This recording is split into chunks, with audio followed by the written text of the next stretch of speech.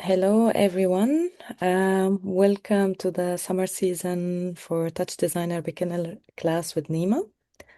We're happy to start the season with you all, and thank you for being here.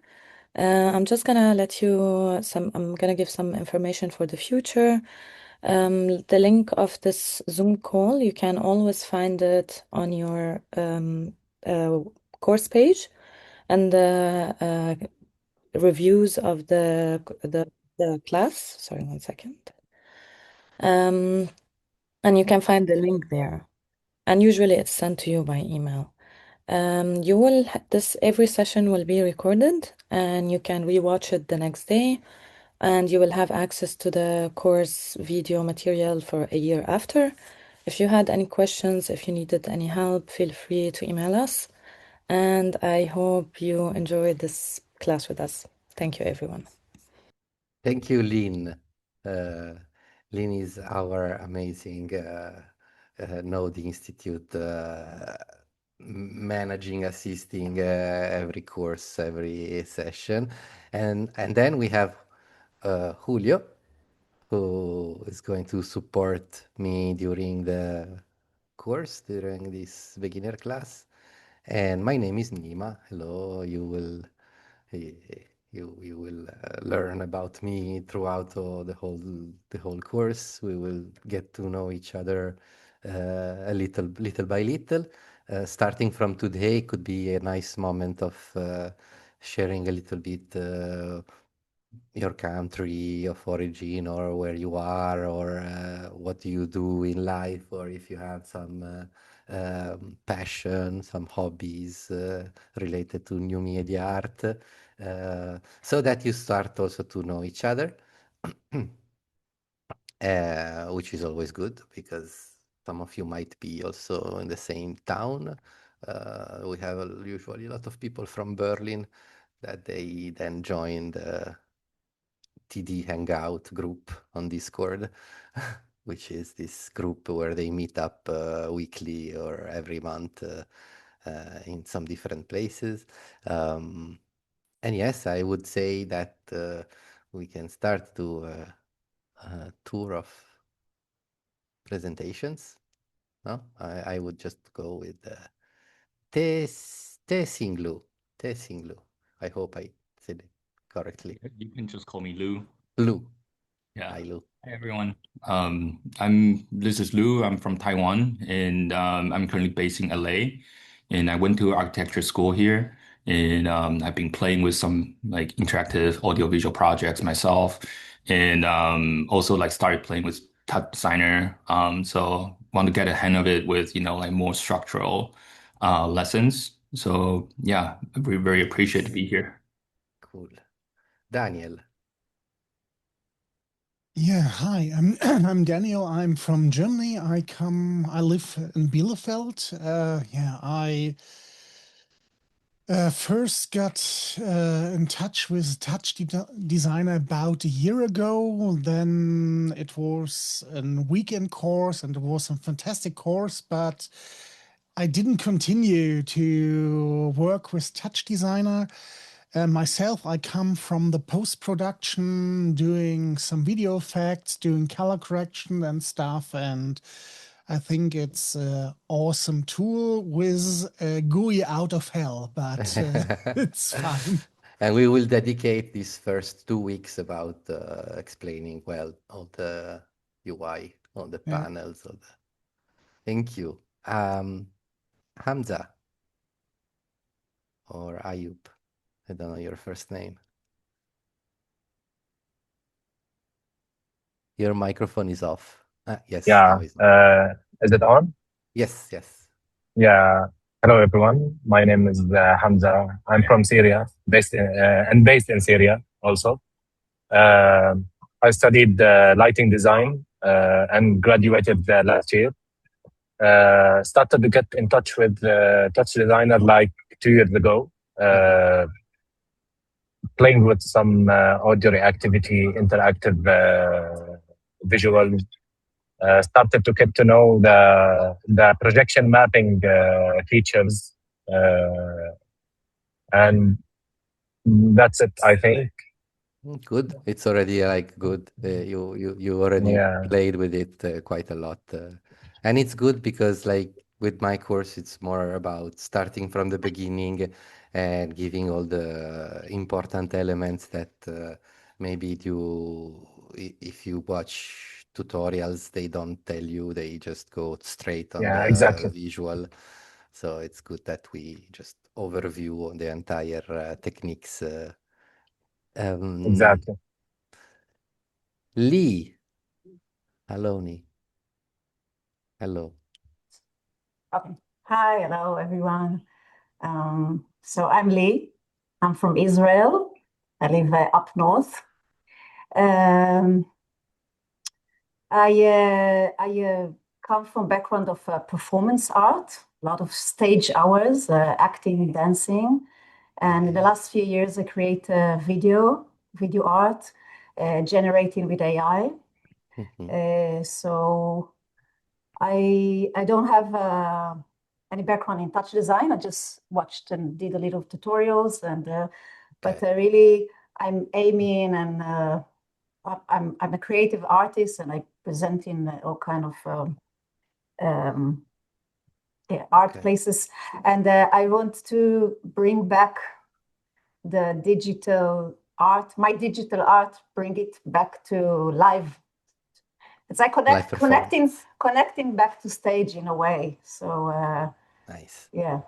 So yes, and I really want to know, have more tools about the way I project my art out. So Okay. yeah, Nice.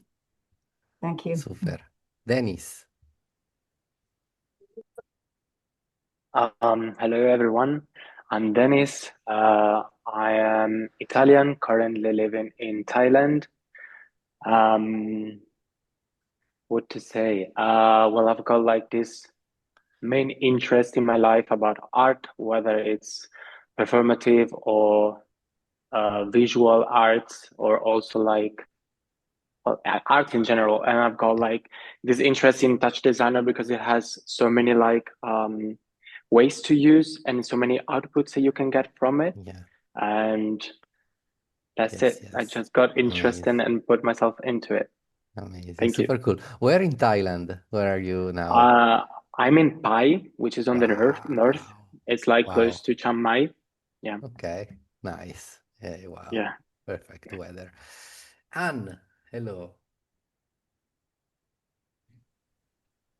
Hi, I'm Hi. Anne.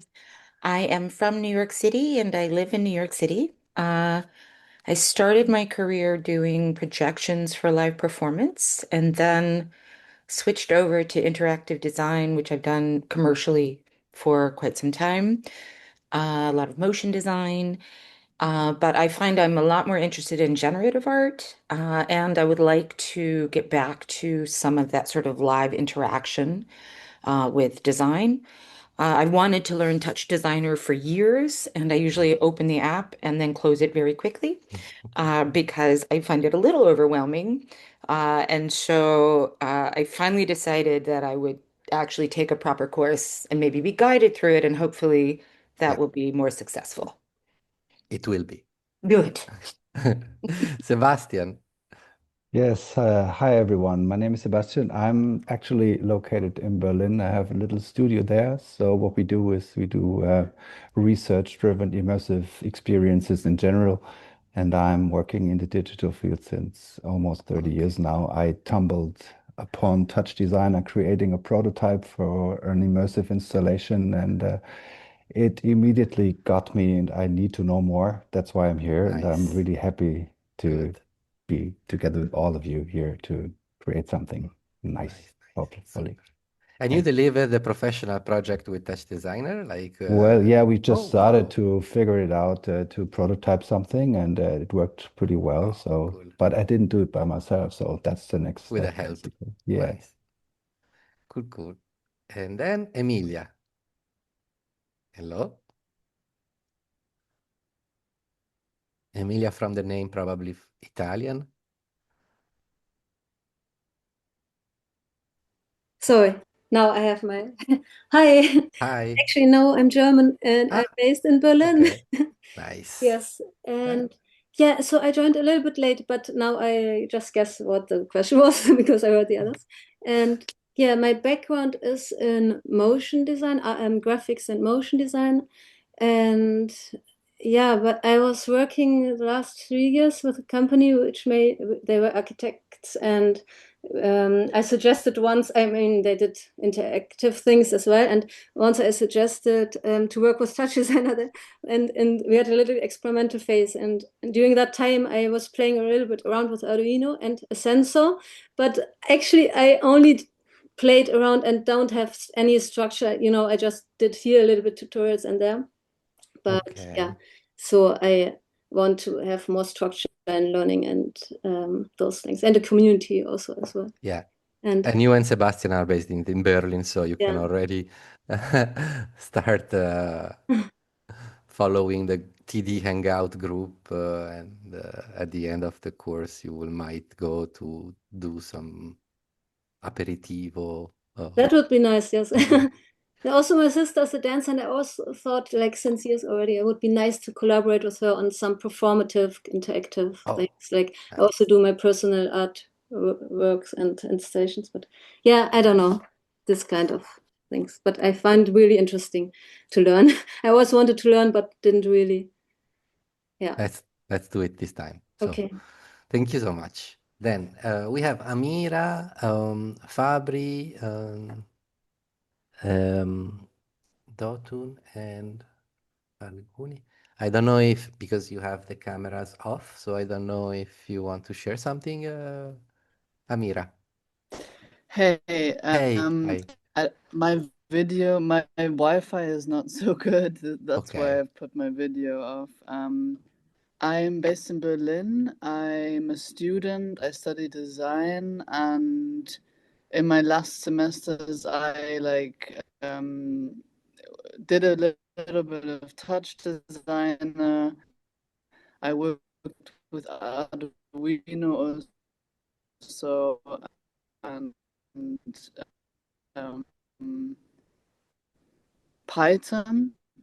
Oh. But yeah, touch designer just like very little, and I just wanna.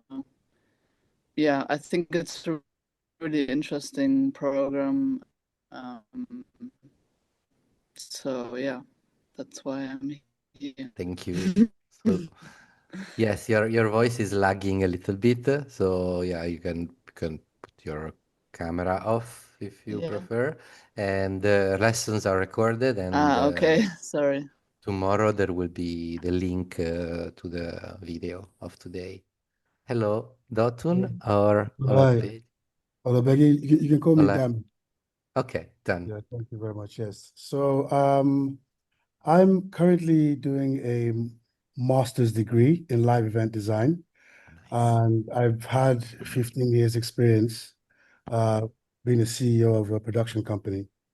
And recently I've just decided that because my passion is creativity, and I wanted to dive a bit deeper, to really understand TouchDesigner as a tool for how I can use it in my business and designs, because I like sound and lighting design. I like to create content. I like projection mapping. I like to create new ideas and new experiences. So I want to use this tool to see how that can facilitate some of the creativity that I want to push out, basically. Super. Okay. Thank you. Well, then we have Fabri Torres. Fabri.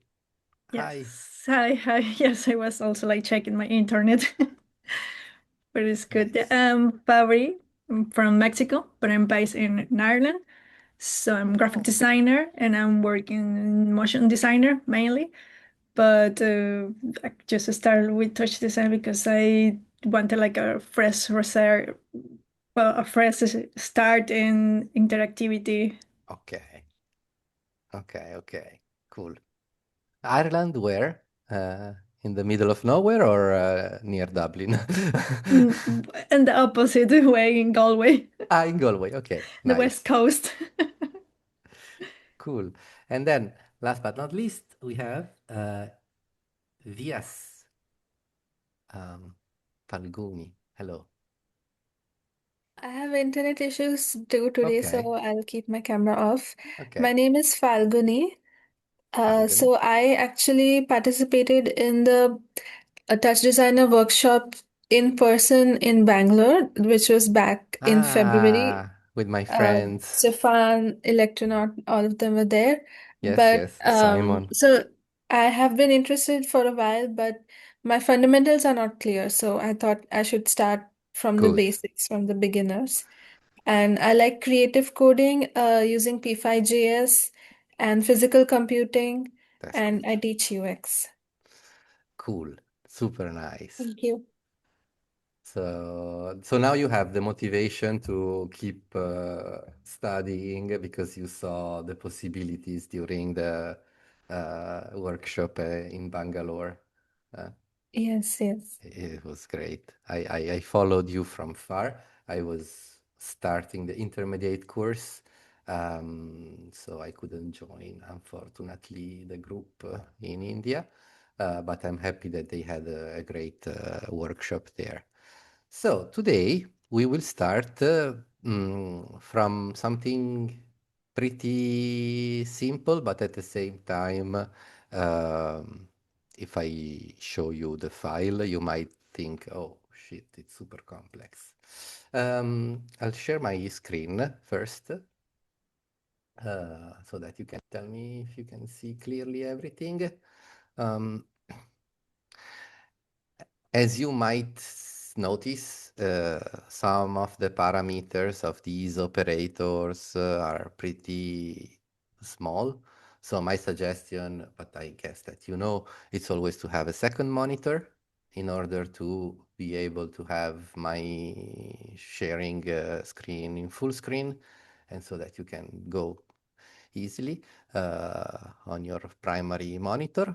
And then I also suggest you a 3-button mouse, so an external mouse, not don't use the touchpad, because or else you'll get some cramps to the fingers after 1 hour moving your finger on the touchpad. So if this time you have the touchpad, it's okay, but from the next week maybe try to buy like a 3-button mouse, an external mouse. A simple one, nothing special. Today we will start with this exercise, not specifically to do a circle in black and white that moves left or right, but to explain more the interface, the different pane. As you can see here, I'm working with 3 different pane. This is the network, the environment where I'm in.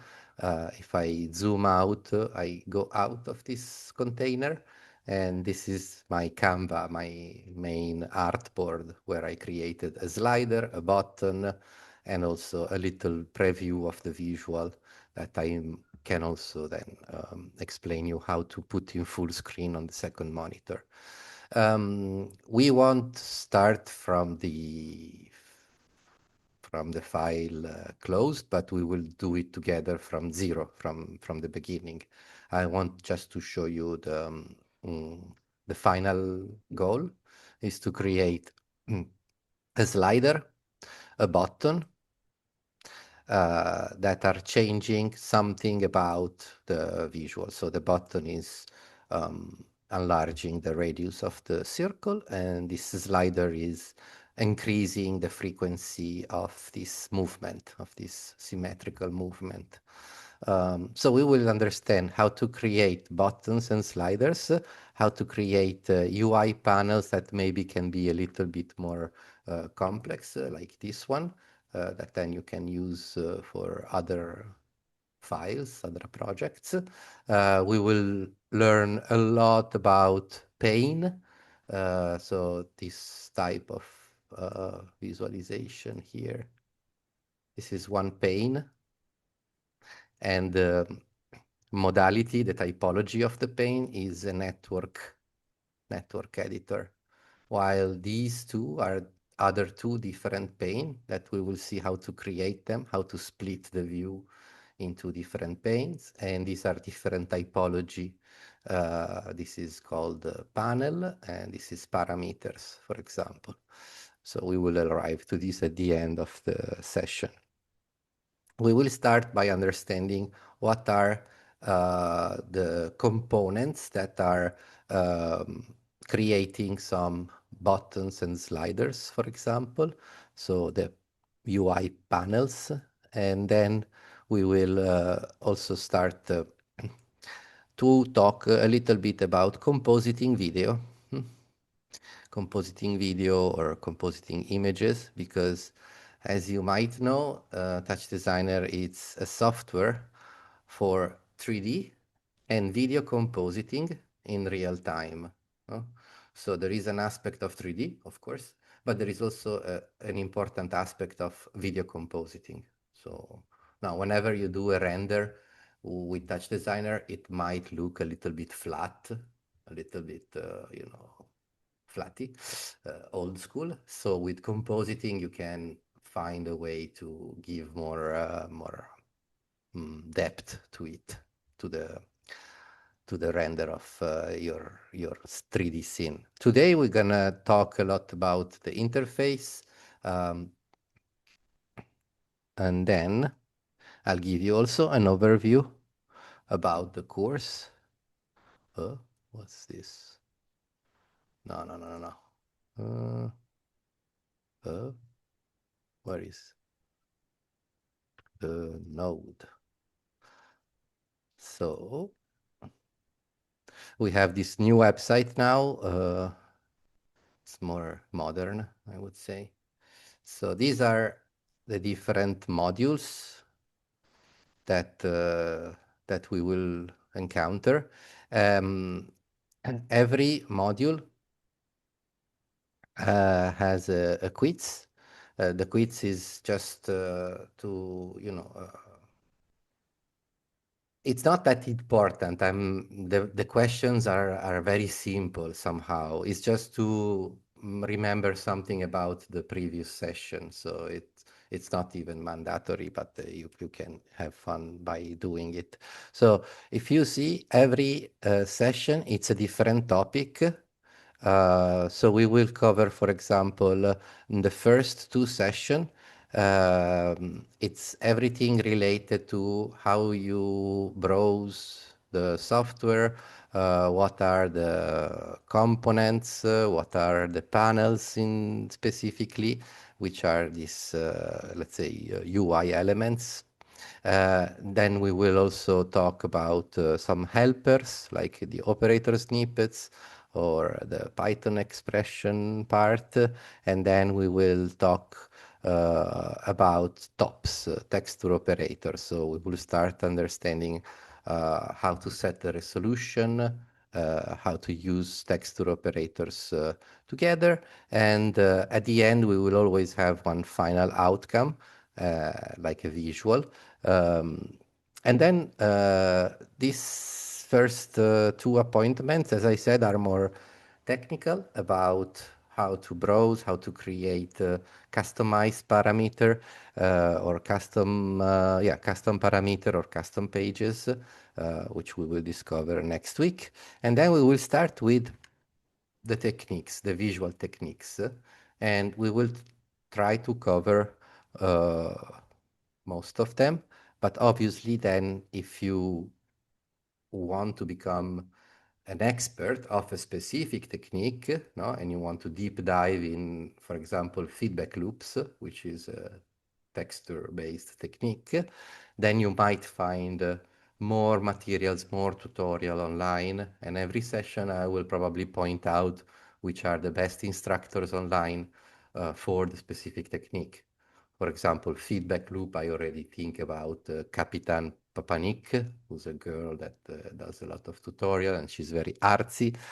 Then we will enter from lesson 4, we will enter in the 3D environment, how to create a 3D scene, how to have control about the 3D elements, and how to see them also not only as a network, but also as a modeling environment.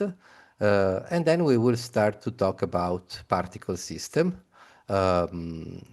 talking just about SOPs at the moment. SOPs are surface operators, those ones that are controlling like 3D scenes. Um, we will then move to simple instancing, which is one of the core technique in TouchDesigner is to create instancing scene.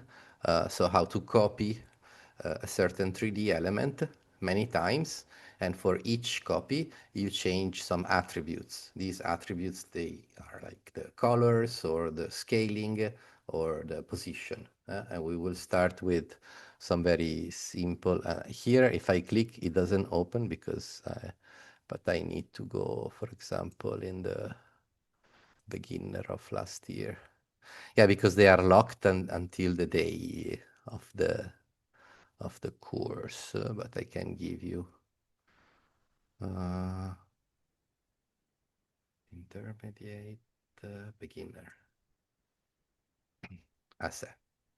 See, so yes, when I was saying simple instancing, it's yeah, something like starting from understanding that everything can be converted from a family to another family, and then we will start creating like a grid of boxes. And as you can see, each box has a different scaling attribute. So it creates this wave made of 3D elements.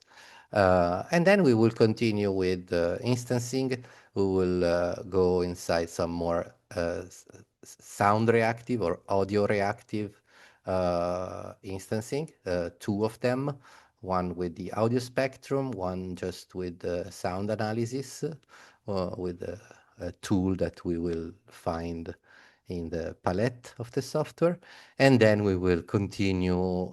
Lesson 8 is about introducing instancing and point cloud. So introducing, for example, how to create a banana. Oh, sorry. First, we do a bas relief with some pictures, and then we create a proper PLY with the sample of the banana that we have in the sample folder. And this is an introduction to 3D scanning and point cloud. So during this session, we will also talk about which are the software used to 3D scan, how can you use it in your house, in your garden, with your phone. There are different applications. Some of them are free, some of them you can pay to get a better result. And then we will continue, and after introducing point cloud, we're gonna introduce POPs, which is this new family of operators, point operators. We will talk about the most simple approach to POPs because it's quite difficult when it becomes advanced, but it's very, very fun to play just with a few operators of. It's a completely new family. It was released at the beginning of this year, so it's like very, very cool, but it's also very new. And then we will continue with texture instancing, which I do believe it's a technique that it's very interesting because you can change the texture of each different 3D element. So in this case, for example, it's a grid of square of rectangles, and each rectangle has a different letter. Not only a different position, but also a different texture. So we will end up by playing a little bit with textures and create as the final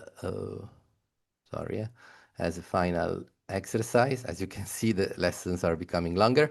A sort of a matrix train where we're gonna mix all the techniques we learned into one visual. So we will use like particles falling down, giving the position to the squares, and then feedback loop, and then texture instancing to create this rain of characters.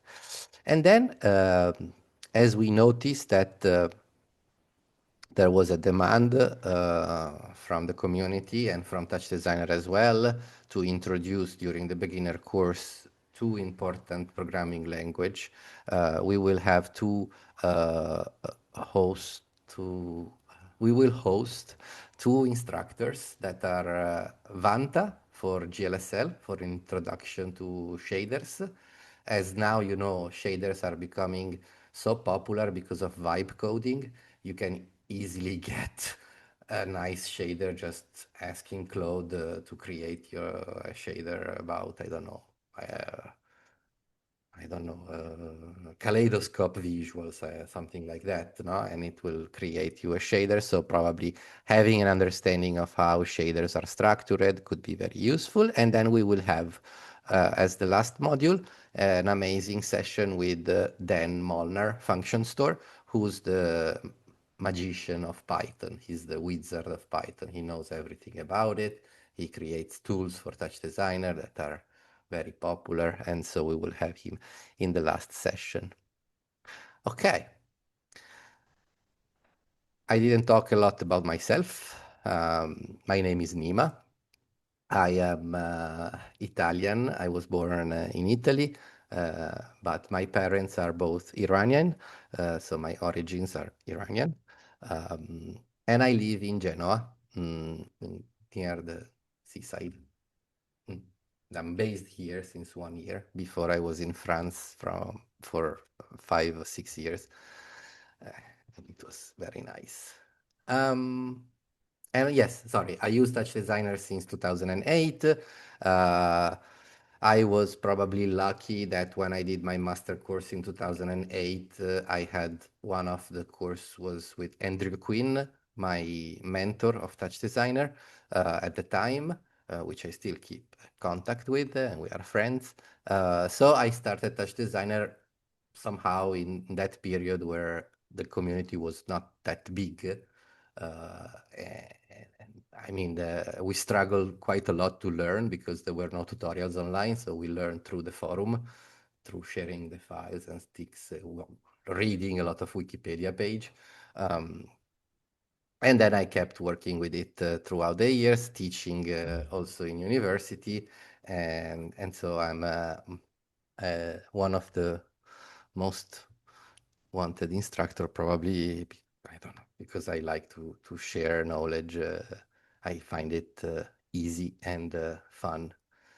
So let's start. Maybe we talked maybe too much. It's 30 minutes is okay. It's the first time we meet. Let's start. We're gonna open a new file. I think that you all have the software installed, right? In case I can talk a little bit about licenses, you have a non-commercial license, I do believe, right? If you installed it for the first time.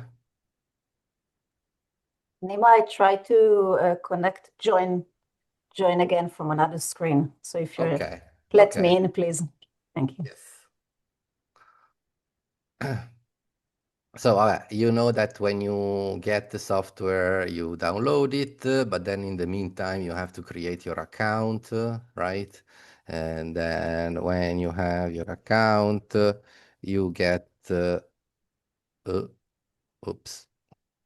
Yeah, I don't remember. we can see your password. Sorry. No, if it's fine for us, because It maybe was you want wrong. maybe you want to cut it out in the recordings. Yes, right. Oh, yeah. I think it said I the didn't voice is click on been the. transcribed, Yes. and everything you do on your screen is transcribed to us. It's also transcribed. Yes. No problem. I don't even remember. Here you are. I got it. So licenses. Every time you create a new account, you get 10 non-commercial licenses, which are listed non-commercial. The next page. Non-commercial licenses, okay? So you have 10. If you installed one of them, then you have 9.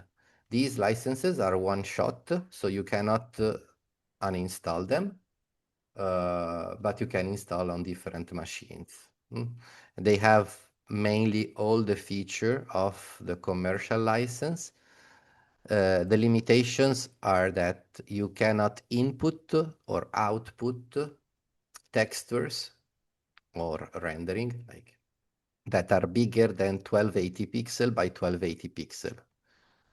So you can use it obviously with all the features, but you cannot, for example, create full HD or 4K rendering or visuals.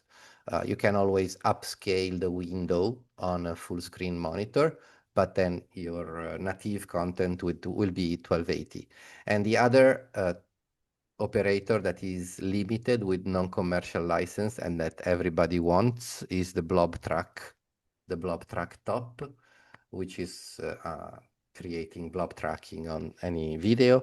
That one also, it's limited to 2 blobs if you have a non-commercial license.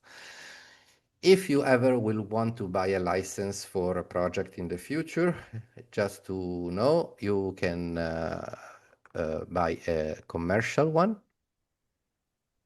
If you want to use it commercially. If you are a student of a university, you can ask for an educational license, which is the same of the commercial, but it's half price. And the license will basically, you can use it forever. It doesn't have an expiring date. The only issue is that you have access to updates of the software for 1 year. What it means that if in 6 months they release, I don't know, the ultimate Kinect with Kinect 5 with a new driver, and you want to use that in TouchDesigner, then you have to update the license. But in general, you can also work with a license of a few years ago without any problem. So this is about the licenses and the updates. About this website, I know that you might have seen the community section. This is one of the most important section of the website where you have all the different people posting different tutorials, assets, events, gallery. So if you filter, for example, only the tutorial, then you get only the tutorial that were posted here. It's a good repository for updates, and we're going to talk about also other repository around the internet in the future. Now,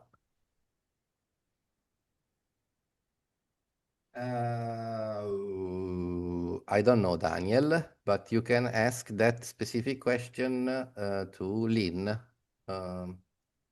if you have the discount for the commercial license with this course. I don't know it right now. No problem. When I write it into the chat, it's not important. It's just for. It's okay. Okay. Thank you for the answer. So every time you open the software, you have this visualization, right? This is the example that they placed to not let the software completely empty. So these are operators that are placed here to give you an example, and that usually at the very beginning of each lesson we will delete. But to start from 0, 0, 0, movement and navigation in the environment. Yeah, I will probably use a lot of terminology that are new to you and that are specific of the software. So my suggestion is also, if you want to keep note with a little notebook or piece of paper about this terminology that sometimes I will say and then I will repeat because then they will become part of your dictionary, part of your vocabulary for the future. So this is the environment, as you can see, the network environment. TouchDesigner is basically a programming language. Even if it's a visual programming language, it's that. Now, instead of having lines of code, we have operators and nodes and parameters for each node. So we move around the network environment with the left click. With the left click, you can pan around and you can move. With the middle click or the wheel of the mouse, you can zoom out and zoom in and zoom out and zoom in. And with the right click, you can multiple select. But if we go back to the zoom in and zoom out, if I zoom out too much, then I get out one level up. So I went out from this container. This is called project one, but it's a container. So on the upper right of the UI, you always see these parameters. If the parameters are not visible, you press the letter P from the keyboard. That stands for parameters. So you can hide them or show them with the letter P. And on the top left, you always have the name of the component or of the operator. If we want to get back inside the container, we can zoom in, and then we will do the same action with the keyboard. So the keyboard, it's U for up. So you go one level up with U, and enter or return, you can go inside a specific container. As you can see, even this one, which is a geometry container component, you can go inside. So all the dark gray operators are operators where you can go inside. So if you double click or if you zoom inside, then you go one level inside the geometry. And on the top here, you always see the path of where you are. So as you can see now, I'm inside project one, which is that first container, and geo1 is the geometry. And if I zoom out, this path will be updated to only project one. And if I zoom out again, here I'm at the top of the project file, of the environment. What do we find here? We find a container, which is this, I call it like a Canva or an artboard that has a certain dimension. And the first page of the parameter of this operator is called layout. And you have the dimension and the positioning. We will talk a lot about this page in a few minutes when we start introducing the other panels. And then you have also, okay, the panel page is a bit technical. We will talk about it in the future, not right now, but in the future. And the third page is called look, and it's how the container look like. No? So it has, as you can see, it has a texture in the background. And this texture, as you can see, is this candies. No? And if I remove this link that is taking one of the operators which are inside, then the container becomes completely black. Okay, because I removed the background from this background top. If I go Control Z, no, the expression goes back. No, point / means go inside myself, and then find an operator called out1. So this would be the operator that if I remove it, then this becomes without any background. I could assign a background color easily, like I could make it red, and then I have to increase the alpha of the background, and then this becomes a solid color, red. But usually you use the background top so that you can assign any texture operator to the background of a certain component, which in this case is the container. Which are other things that are important to remember. Usually what we do every session is that we delete the example that is inside the container number, the project one container. So what do we do usually is that we select all these operators and then we will press backspace or delete from the keyboard. And I would say that could be already something that we can do. We can delete by right-clicking and select all these operators. Anzi, sorry. You can right-click and select, or you can also use the keyboard Control A, no? Which means select all, because we are selecting all the operators. So a lot of shortcuts that you have in the keyboard are like Control C, Control V, Control Z, Control A are also here doing the same functionalities. Also about navigation, we said that with the left click we can move around, and if we are lost, for example, we don't see anymore where we are, we can press H from the keyboard. H stands for home. So it doesn't matter how zoomed you are and how far you are. If you press H, it will fit the screen to the operator that are present at this level. The same happens in 3D. In the future, we will see 3D, and we will see how to interact with the contents of a geometry, for example. And in general, one of the main buttons that you will have to get confident with is this active viewer, or viewer active, which is this little cross on the bottom right of each operator. So what happens usually for each operator family is that the operator becomes borderless. Right? And if you try to move it, you can't. You are interacting with the contents of the operator. So when you enable the active viewer, remember that you are enabling the possibility to interact with the contents of the operator. In this case, we have a 3D geometry. So I can orbit with the left click. I can zoom in and out with the middle click or with the wheel of the mouse. And then I can pan and move around, panning around with the right click.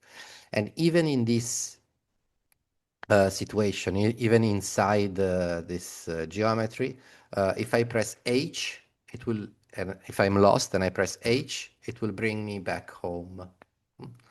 So H for home, both in the network, H, I go back here, and also in 3D navigation, like I am lost, I don't know anymore where I am, I press H, and this will bring me back to the geometry that it's inside.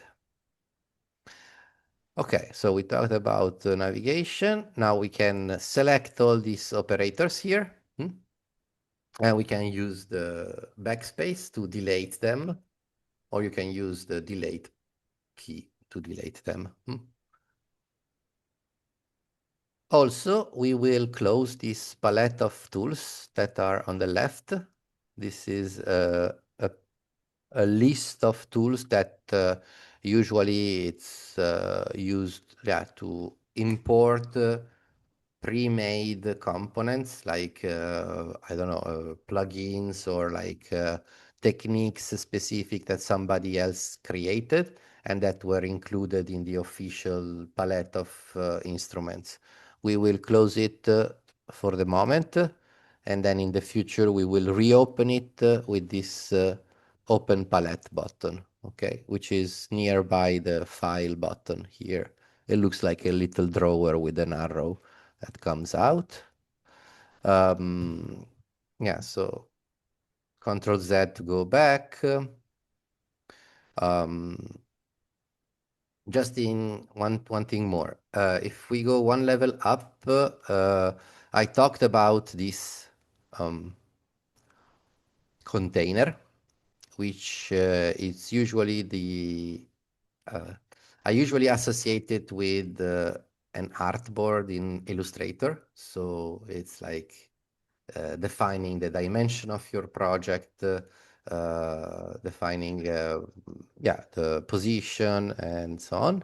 And then we have another component nearby, which is not the same. It's a different component. It's a window comp. So this one, it's a component that it's specifically opening a window inside your operating system. It's called perform window, specifically because if you press F1, your software goes in perform mode.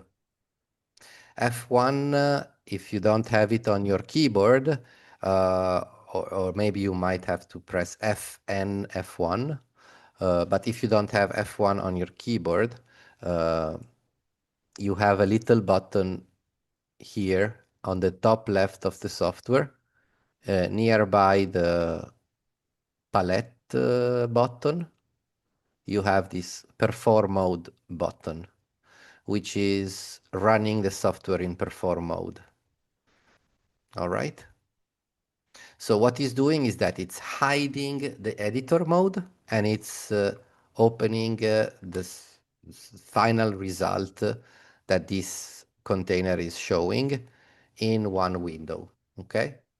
In fact, if you check by yourself and you read the parameters, these parameters of the window are specifically talking about where do I put the window, no? Do I justify it in the center or, for example, on the left bottom? No, that when I press now F1, it goes on the left bottom. Those are the parameters of the window.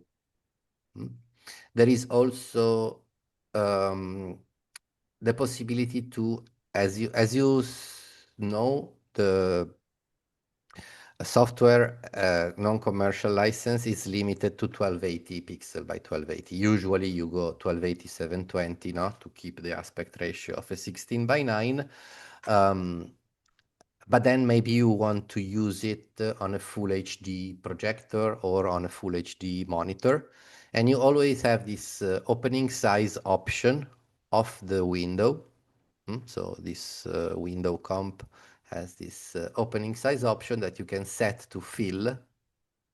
So automatic from comp panel, it will take the native resolution of the comp panel, so 1280 by 720 in the center. No, this monitor is full HD. So as you can see, this is the native resolution. But if I press ESC to go back in the editor mode and I change the opening size into fill, then the same content will open up in full screen on my full HD monitor. Even if I had 8K, 4K, it will stretch, it will upscale the content, no, until it's totally full screen. This bar on the top, this bar here with the minimize button, with the closing button, you can remove it if you remove borders off. So borders off and fill will bring the visual in full screen on your monitor, on your primary monitor 0. As you can see, I don't have the minimize, I don't have the closing button. And I can escape with the keyboard, with the key pressed ESC, to go back in editor mode. Now, very important is also the display, the first parameter. So as you know, I'm working with two displays, right? You have this screen grab top. I'll show you quickly that I am on my screen 1 and I have zoom on screen 2. So I have two monitors. So TouchDesigner always detect the first primary display is display 0. The display which is nearby to the right is display 1. And always, always, always keep a look also on the distribution of the monitor. So this is my primary identify, no? Is on the left. And even if Windows consider it the number 2, TouchDesigner doesn't care. For him, the first monitor on the left is the number 0. And then on the right, you have 1, 2, 3, 4, and so on. So if I want, for example, to show this window on the second monitor where you are here, I can say display number 1, which will be the second monitor. And I can say, instead of full screen, let's just put it native resolution. No? And then when I press, instead of F1, I will open the window not as perform, but as a separate window, so that I can still see the editor in my first monitor. I can show you that now the visual that was, it's on the second monitor. So this is how you project the content outside. Let's say you can also create a new window, and we will see this later. Usually the perform window, it's used to create a control panel, no? Like a media server, a very simple way to create a control panel on your primary monitor, and then you have the visual full screen on the projection. Another topic about the window option is that if I click now on zoom, now zoom goes on top of TouchDesigner, right? But there is an option of the window that I can set to be always on top. Always on top means that no matter what software will run, TeamViewer, AnyDesk, notification of Windows, TouchDesigner will be always the first layer. So that if you have maintenance remotely and you want to access a computer, if this is always on top, people won't notice, also full screen. People won't notice that you are accessing with AnyDesk. Or with or that those boring notification from Windows will be behind. So these are the most important parameters of the window, I would say. We will talk about the window also in the future. And now what we do, I'll show you, is that for my commodity, I will share this container as a preview. So I'm gonna right click on the container, on this component container, and I will click on the view option. So this now, this action is basically opening a standalone window, no, with the contents that are inside the container project one. So this is an interactive container. Keep this in mind. Interactive, it's important because the first interaction we will learn is with the mouse cursor. In fact, in the next step, we go inside and we can delete the operators that are inside our container with right click to select them and then delete or backspace to delete them. No? And what you might notice is that the project container, which is again one level above, now is empty. No? There is no operators inside. All right, but it's still an interactive container. You see, I call it container and I don't call it window because it's important to make this differentiation. There is a third base camp here that's called local. This one, I never touched it in my life. Here are stored some information about the file, the time, the last save. I never really went inside it. Maybe during the last session with Dan Molnar, we can ask if there is something about it that it's important to know, but just to let you know, I never really deleted it or modified it. So we will always work inside our container project one. And this time I want to show you the first thing we will do. We will talk about the menu. I call it menu because I'm Italian. It is called operator create dialog. And you can double click on the environment anywhere and it will appear. Or you can use the keyboard, the key tab from the keyboard. So tab above the caps lock or double click on the environment. Okay. So when you open it the first time, the first family that you see is the top family. We call these families. So we have top are texture operators. They are all acronyms. No? So texture operators are, for example, if I want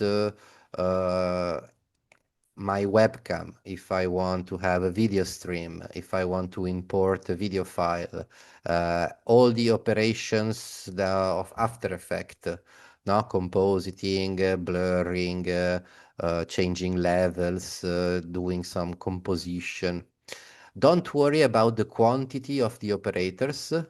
Many operators are specific to some specific technology. That's why there are so many.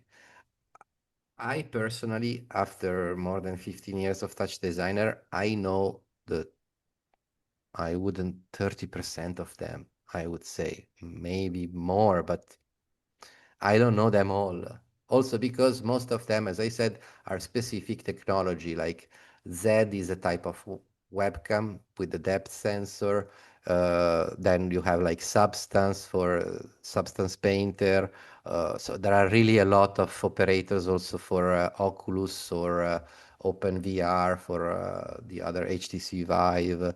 So it's really like the fact that you have so many, but then at the end we will always use the same the same operators. So we have texture operators for textures.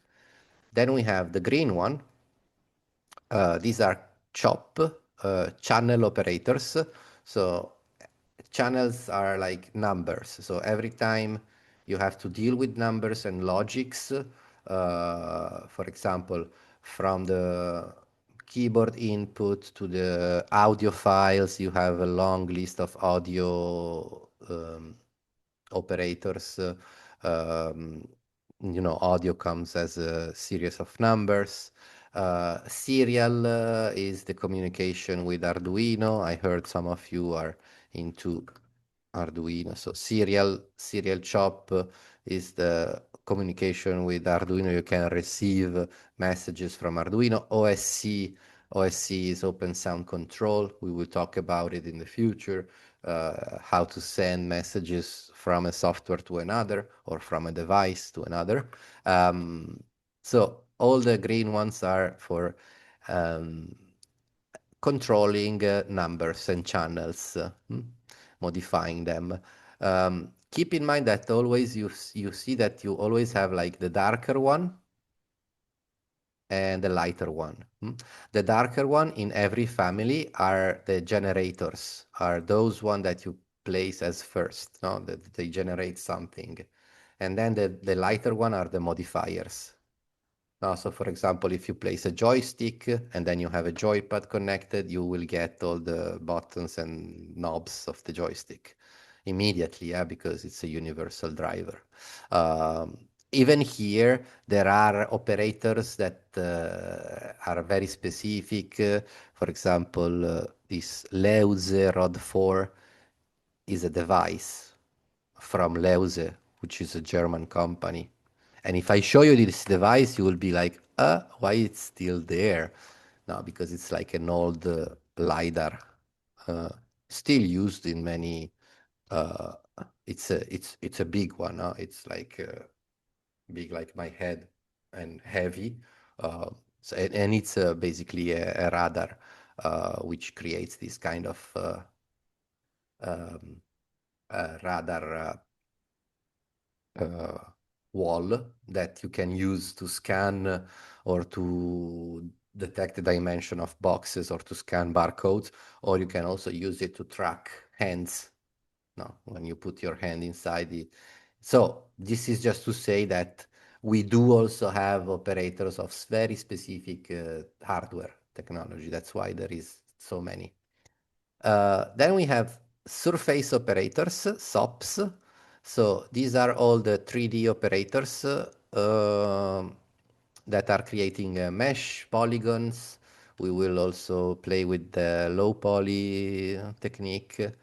Then we have the new family of operators, which is POPs, point operators. And here we will also deep dive into some of them. And then we have materials, and that.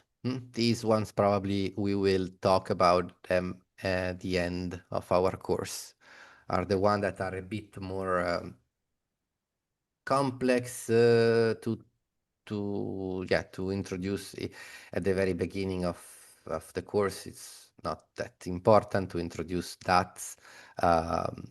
As you might notice, OSC and also serial, which are two protocols of communication, they are present also in the DAT form, because sometimes it's better to use DATs because DATs give you the raw data, no? While OSC gives you already like a filtered some sort of data. So sometimes if the Arduino is not sending signals to TouchDesigner, you can go in serial data and double check if the signals are arriving. Here we also have a WebSocket, which Dan Molnar will introduce us during the last session. Render peak, which is for intermediate, but it's not impossible. But we will talk a little bit about that when it's time. And the last, or maybe the first family, the one on the left, the black one, the gray, dark gray one, is the components. Components are all these, I told you before, no? All these components you can go inside. No? They kind of open you another level, another box where you can go inside and create other operators inside the box. Today, we won't talk about 3D object, which is the first column here. We will talk about panels, UI panels. So, as you might have noticed, there is a button as a first UI element or panels, and also a container, which is the one we are using in project one. And then we also can go scroll down. We have a slider.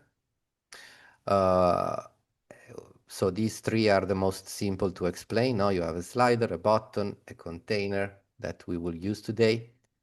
Then we have operator viewer, which is creating a UI element to show a preview of any operator. We will see it also later. And text field, for example. But let's start with placing a slider, no? So that we understand what happens in the above container if I place a slider inside it. So when you place it, that's why I left my project one container visible here. As you might notice, there is a small slider on the bottom left, and that's exactly the slider I just placed. No? So if I delete it, it's gonna disappear. And if I place it again, slider, no, it will reappear on the bottom left of my container. All right. Then, if we observe, no, one of the most important things in TouchDesigner is to observe and read, no, and find similarities. You see that the pages, apart the first one, which is called slider, the other pages, layout, panel, look, children, drag, the first one are the most important. The others we will talk in the future.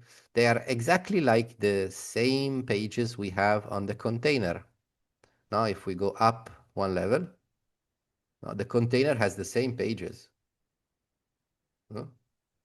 Layout, panel, look. What we can say? We can say that every panel starts from a container. So a button is like it's a container with an additional functionality. A slider is a container with some additional functionality. So, for example, the layout page is the dimension, no? And the position of the UI element. So if we change, for example, the width and height, and we can do that manually by typing a certain number, like, I don't know, 300 and height 70. Oh, then I have like a bigger slider, right? This window that I have here, this standalone window, is this container here that before I placed it in a standalone window by doing right click, view. And this shows me the contents of the container one, and it's letting like you can move it and resize it and move it around, and so you can always interact with the contents that you place inside. Okay, so here I'm outside. If I double click or if I zoom, I go inside and I found the slider. So you might have seen that I changed width and height by typing the numbers inside. But what I suggest you is to use the middle click of your mouse. And as you can see, when you press with the middle click, you get a scale 1, 10, 100. These are expressed in pixel, which means if I want to do a slider of 500 pixel, I can middle click, go on 100 and move to the right, 400, 500. Now, if I want to do it 500 pixels 70, I go by 10.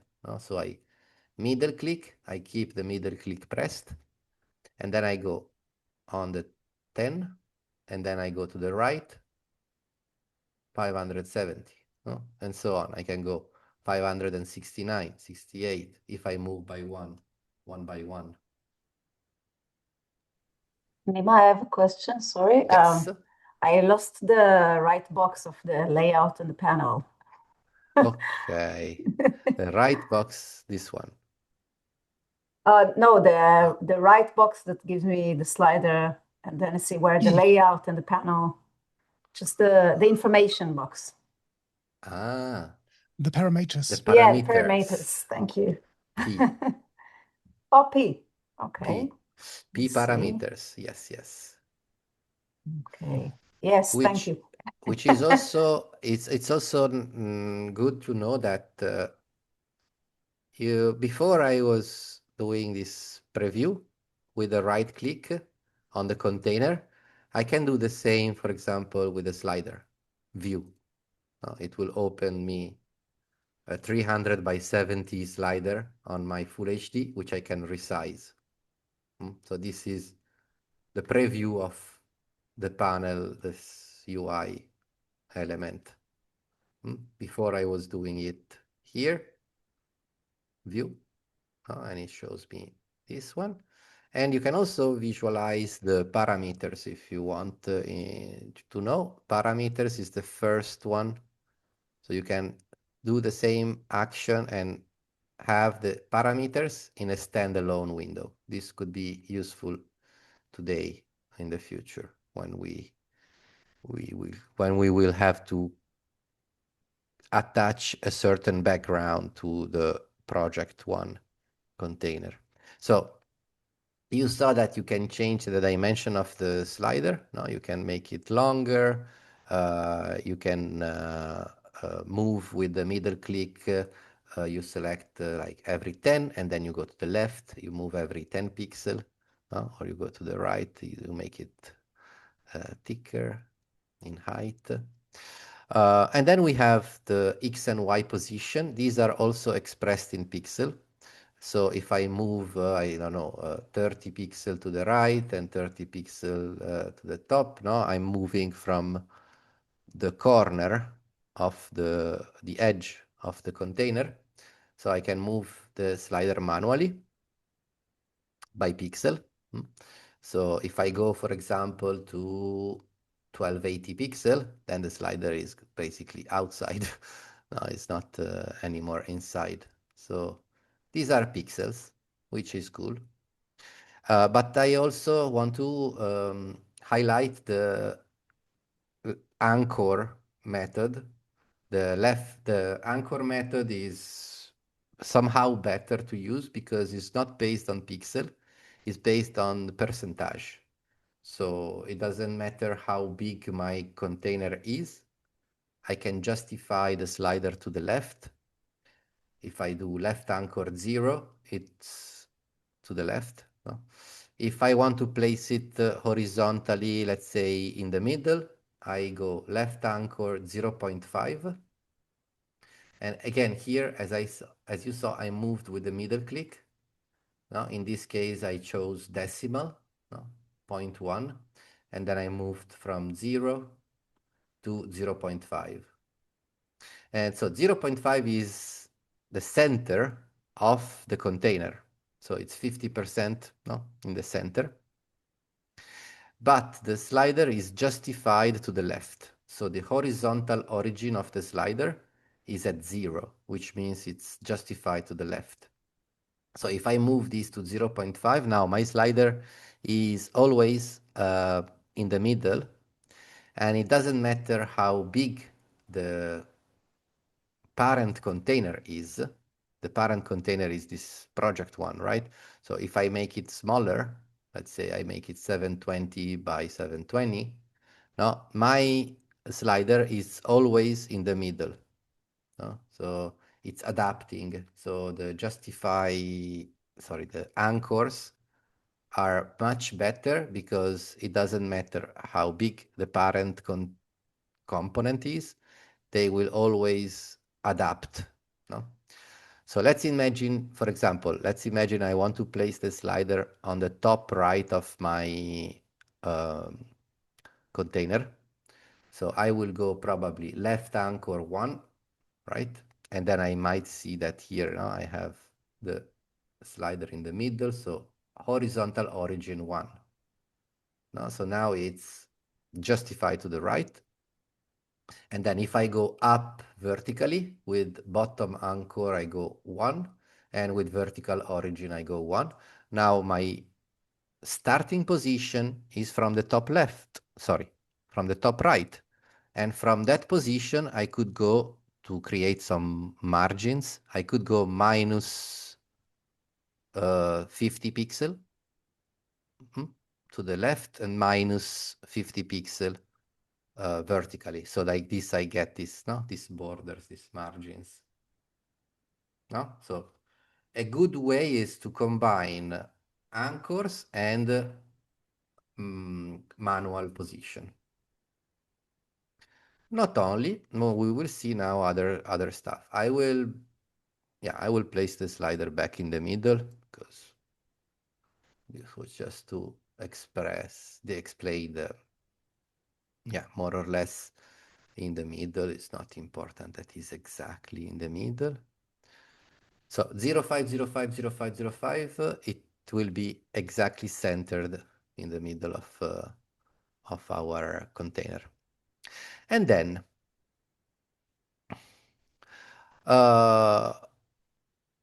let's see. So keep in mind this manifesto or this motto. This is important to keep in mind. I come from the old school, so I saw the growth of TouchDesigner in the years. But at the very beginning, for quite a decade, TouchDesigner had a tagline. No? It was TouchDesigner FTE. FTE was for free thinking environment. No? And this is something very important to keep in mind. Free thinking environment means that there are multiple ways to arrive to the same result in general. So there are always 5 different ways at least to arrive to the same goal, technical or creative. So it's not important which one you choose. Choose the one that you feel more comfortable with for you. No, there is not a correct one. There is not a correct way to do things in TouchDesigner. There might be a more technical one or a more optimized one. No, there might be a more creative one, a more creative way to arrive to the same result. And also there might be a more educational oriented one to arrive to the same result. So it doesn't, we are all different people. Somebody comes from informatics, somebody comes from design, somebody comes from art. So it's a tool that adapts to every way of thinking. That's why free thinking environment was one of the most important. Yeah. And so this is to say that there are multiple ways also to align and create UI panels. Now we will introduce the second UI element, which is the button, because it's usually it's always good to have a button and a slider at the very beginning. You can double click on the environment, or you can press tab from the keyboard. And then in the search box, if you want to get help, you can type the first letters of the button, and so it will highlight the operator, which is under the column panels. And as soon as we place it, as you can see, the button goes in the left bottom corner, and it's the same procedure. If I want to bring it there, I could make it bigger, first of all. I usually always suggest that. Let's make it a little bit bigger. And then we can move it in the same way we did the movement of the slider. So we can use the left anchor or the horizontal origin. And just let me check if this still works or if they changed something to it. Yeah, it doesn't work anymore. So they changed something into it. Okay, so later we will see how to align them with a different method. This was a method that later we will see the page called children to align automatically buttons and sliders together. So a button, it's usually a container with an additional page called button. Very similar to the slider. It has the same pages of the container comp, but it has one additional page called button. So we can move the button, let's say, manually, to the left, to the top. As you can see, I'm moving them pixel by pixel, no? And I can see visually where is the good alignment. So that's why I use the middle click, because you don't see anymore the numbers, you see what happens in the visual preview, no? So you can move every 10 and you can move the button quickly on the top, on the bottom of the slider. You can move it to the left. Here I'm using only the X and Y. Okay, so now the button is outputting something and also the slider is outputting something, okay? And now we start to talk about chops, or better, channel operators. So if you right click on the output of the slider, you get the operator create dialog that opens already on the family, on the correct family, the green one, because this outlet is green, right? How to create an outlet or an inlet? It's pretty easy. Every family has an operator called in to create an inlet. In. Every family being that you can create in with a chop. And this will mean that if I go one level above, oh, I have an inlet in my container, which is green one. So it means that it accepts only chops. Now, for example, I could put my microphone audio device in, which is the microphone, no? And I can link it to the in, no? So that my microphone now is connected to this in and is entering here. And so I have it at this level. You can also create an out. What it will do specifically, it will create an outlet on the parent container. No? So if I go on the right side of my container, I have this outlet, which is basically what is entering is exiting, no? Without any, this was just to show you the operator in and out. And you have it of every family. Now I just delete them. I delete this in and out. It was to show you that you can also have them for textures in and out. So they are present in every family.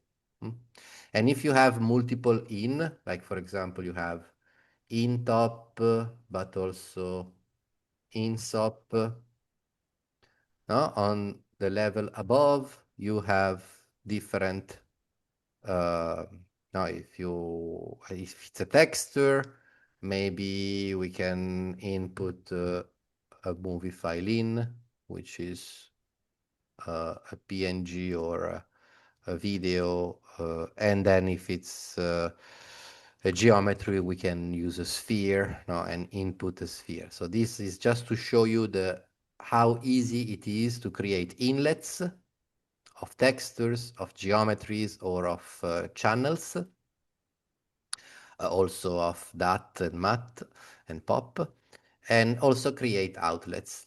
If you delete the in,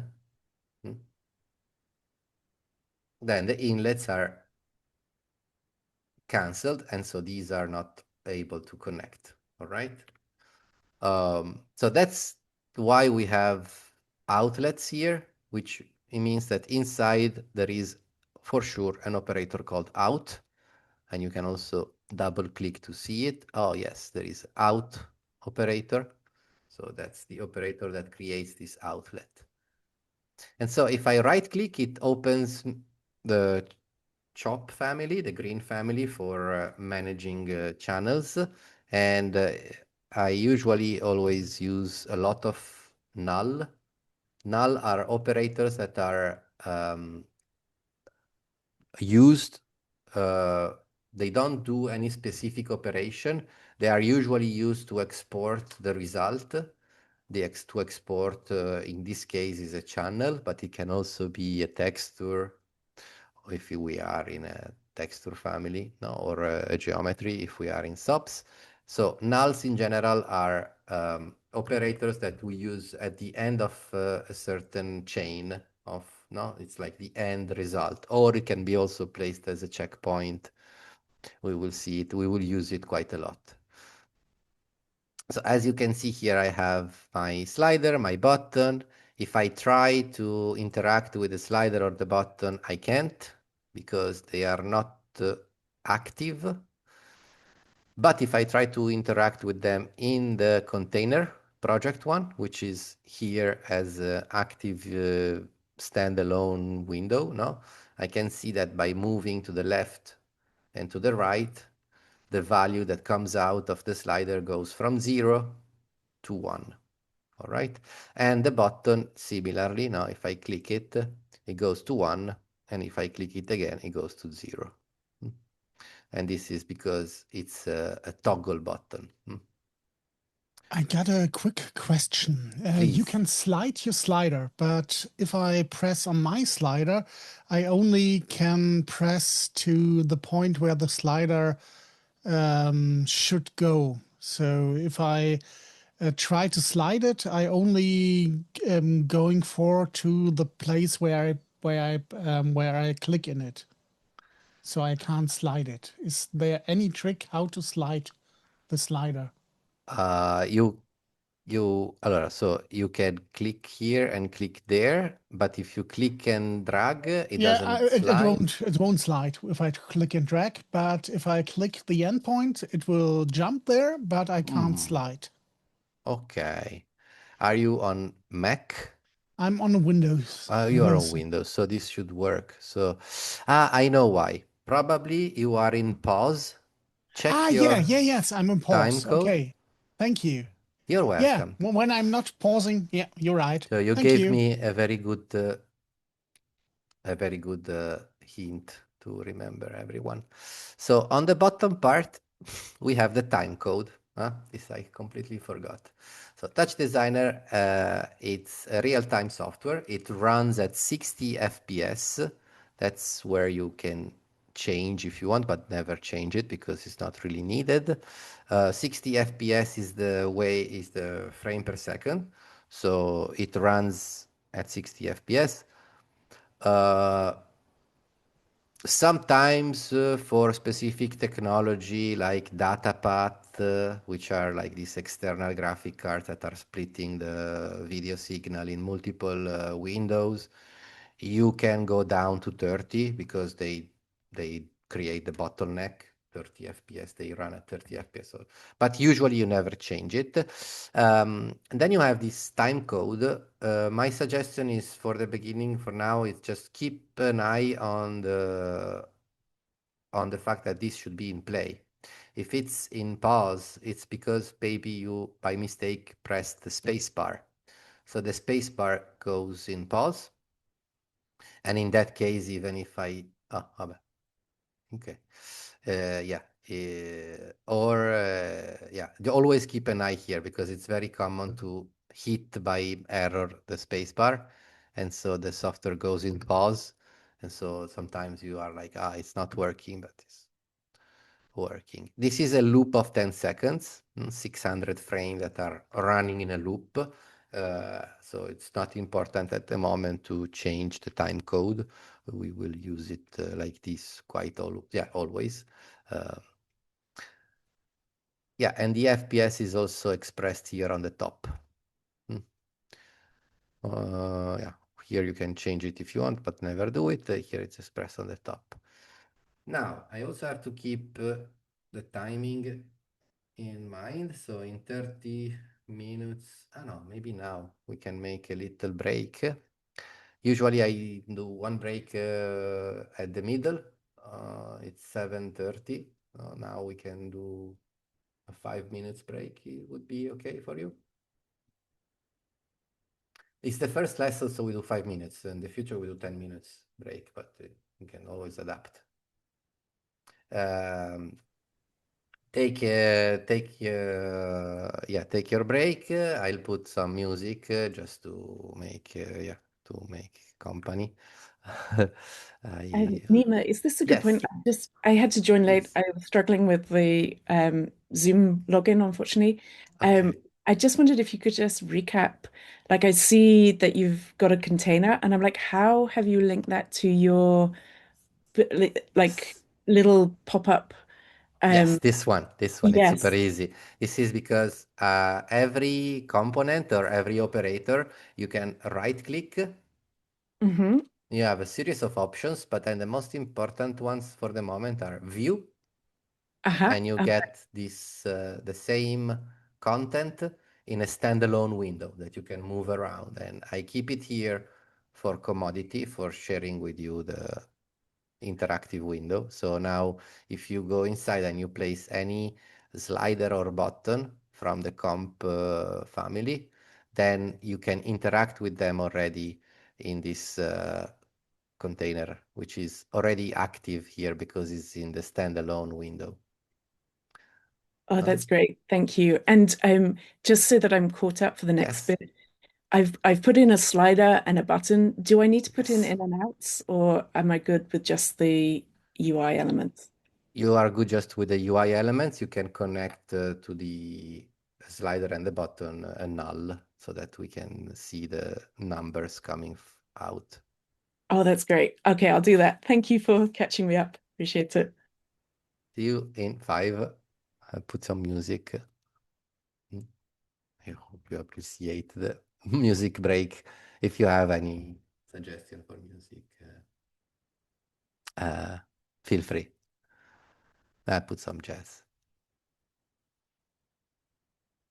See you in 5. I put this clock.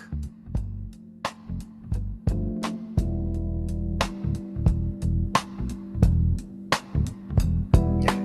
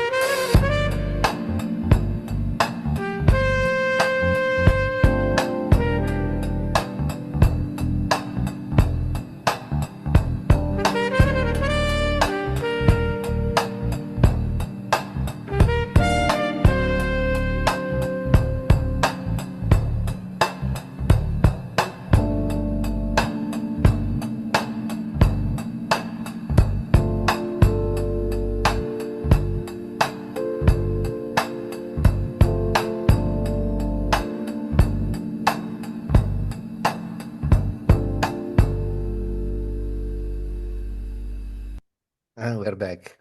So this was Hyperbolic Club.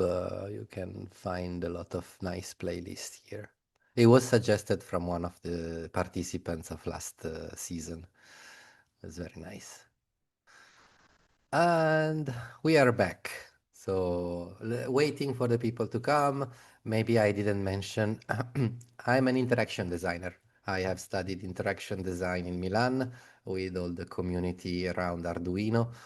So I mastered that skills, and then I was the course leader for the same interaction design course for 7 years. So I have a huge knowledge about interaction design theory and techniques. But it's okay, who cares? It's another thing. Now, let's continue with our sliders and buttons. We have placed the null chop, which are exporting the channels that are coming out from the slider. The slider goes from 0 to 1, no? So it's normalized. We always we always will have to use these channels to control some aspect of our visual. So usually starting from 0 to 1, it's always a good practice because it's always then easy to change the range or change the values. Yeah. And then we have a button that it's a toggle button because when you click it one time, I am opening the viewer active to be able to interact with the contents of the component in this case, no? So that if I don't click the viewer active, I will not be able to click on this element, but I will be able to click on it here. No? So active viewer is this modality. And when you set the button or the container or the slider in a standalone window, like with view, you can click on it. So the active viewer gets active in the previews, in the standalone window. That's why here I can interact with the slider and with the button, even if they are closed here, because I am acting on this level. No? So even if I click the viewer active here, I can interact with the slider and the button from here. Okay, so this window is right click, view, and then you can use it meanwhile you are programming. Okay, so now we talked a little bit about these two UI elements. Sometimes it's also good to show you the behind the scene. I always like to show this because sometimes it's difficult when you enter inside the button and you find a lot of scripts and a lot of dots, then you get scared and you are like, oh, this is maybe too complex for me to change it. But in fact, I wanted to show you how to maybe not quickly now, but maybe later if we have some time, how to create some custom graphics for your button and sliders. That could be something that we can see today, together with another topic, which is about the alignment. Here we aligned the slider and the button manually somehow with a combination of anchors and X and Y.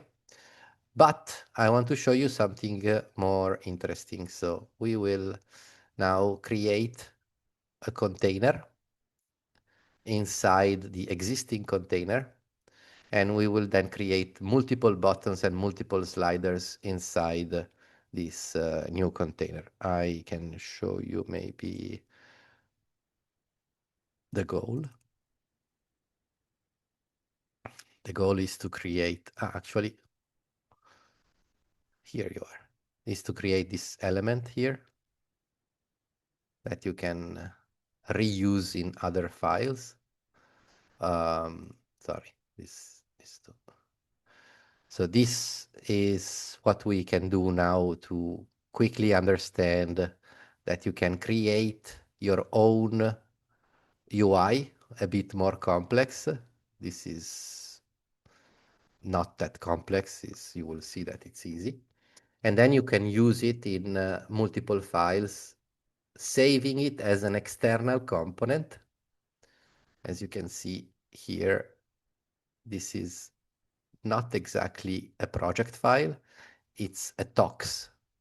So the project file, they end with the extension TOE, while the external files that you can drag and drop inside any project, they end with the TOX, so .tox, and they have this little different icon, tox, and TOE are the project file. So we're gonna create this one, okay? And then we will see that this thing will export different channels of different sliders and buttons. So this is our momentary goal for the next 20 minutes. And we start by adding to our network of operators another panel. And in this case, we're going to use a container,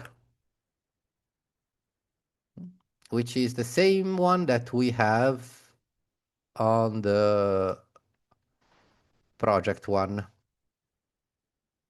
So it's very important to see this, because sometimes it might happen that you place a container and you don't notice it. This happened to me also on complex file. It somehow I by mistake placed the container, and then I was like, oh, my buttons is not working anymore. Oh, here it works, but here no. So I was like, whoa. It was like in a complex file, and I couldn't understand why elements here were not working. And it's because the container is transparent, but is actually covering part of the button. So as soon as we place the container, we go in the page called Look. How does the container look like? And let's give it a solid color, and also let's raise the alpha to 1. Let's give it a red color in the look page. And also we can increase the alpha to 1. And there you see it. And that's why my button was kind of not working in this part here, because it was covered by the container. Here it was working, and here no. Okay, cool. So we created the container. We give it a color. And now we go in the layout page to change the dimension. And maybe we can make it 300 width and 500 height. Well, these numbers are not important. The important is that you understand that this now is a new element, a new container that can be positioned exactly like the slider and the button, with anchors or with X and Y if you want to move it a little bit from the borders. Like this. You have it here. And then what we will do. Now, we go inside with a double click, or up with the keyboard, enter, return, up again with the keyboard, zoom in, you can zoom in and you can enter, you can zoom out and you can enter. If you zoom out here, you go out again to the project one. So now we are here inside our red container. All right. And then inside the red container, we can create multiple sliders. Let's start by creating one. one slider. Okay, and we place it. And as you can see now, the slider is anchored to the bottom left of the red container. So you see it's a little bit detached, no? It's starting from here. Okay. All good? Now we can now make it slightly bigger with the layout page. We can make maybe width 260 by 30, 270. So we have it there, all right?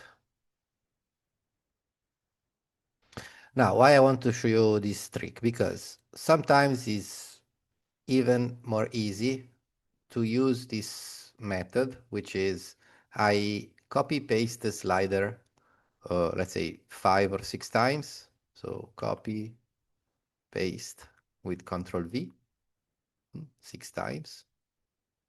And now in theory, I should have 6 sliders here, right? But they are all in the same position.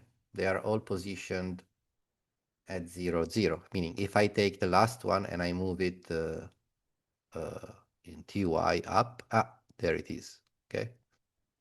But instead of moving them manually, what we will do, we will go one level up to the parent, and the parent in this case is the red container. And we will tell to the parent, you have some children, you know? Children page. No? And in the children page, what do we find? We find how to position these children inside the room, no? Inside the container. No, it's very nice, even human. It's the parent saying, okay, you are now aligning from top to bottom, for example.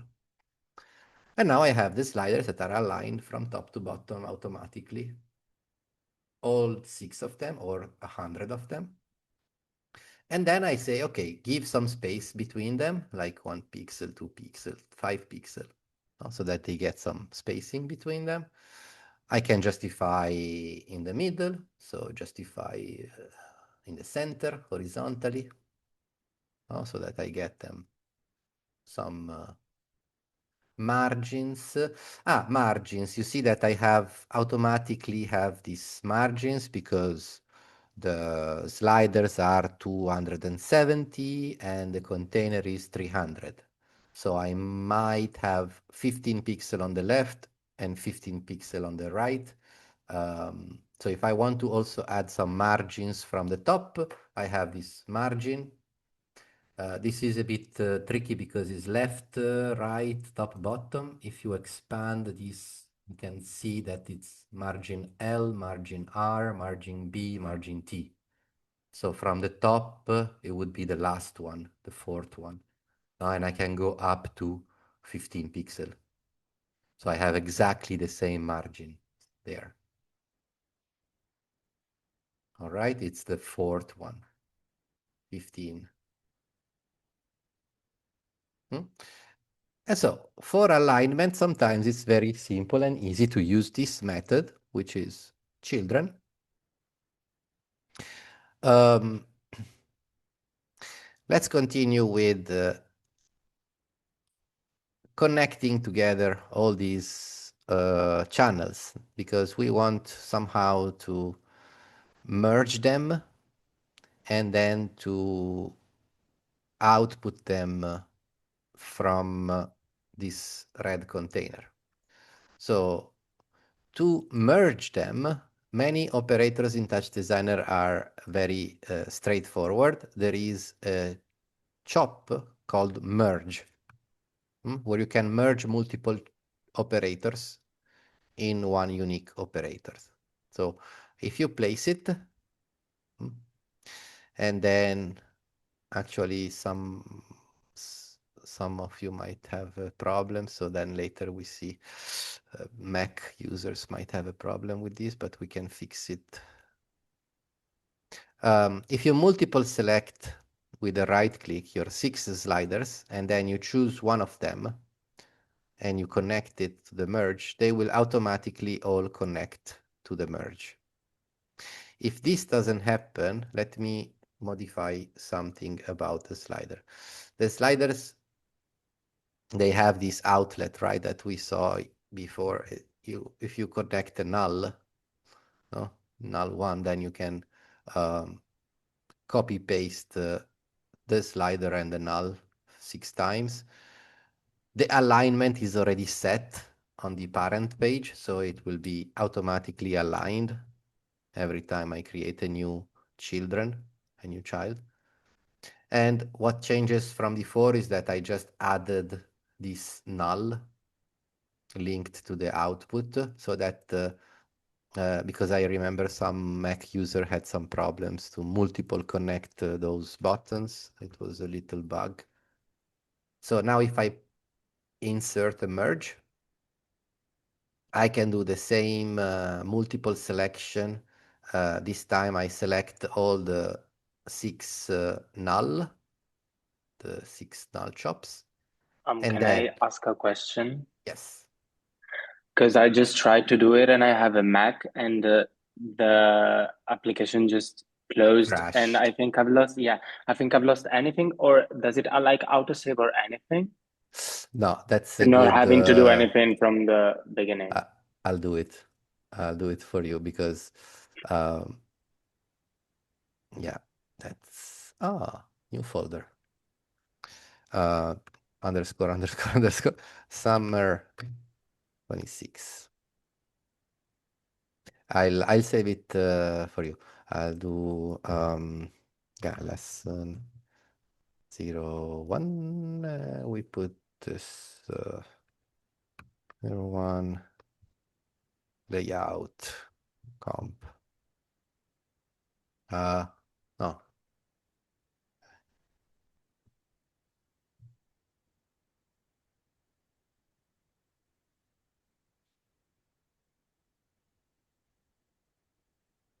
Oh, and maybe it's better if I call it work in progress or live. Yeah, it's better if I delete. Let's call it work in progress. So when you save the file, the dimension of the file are super small.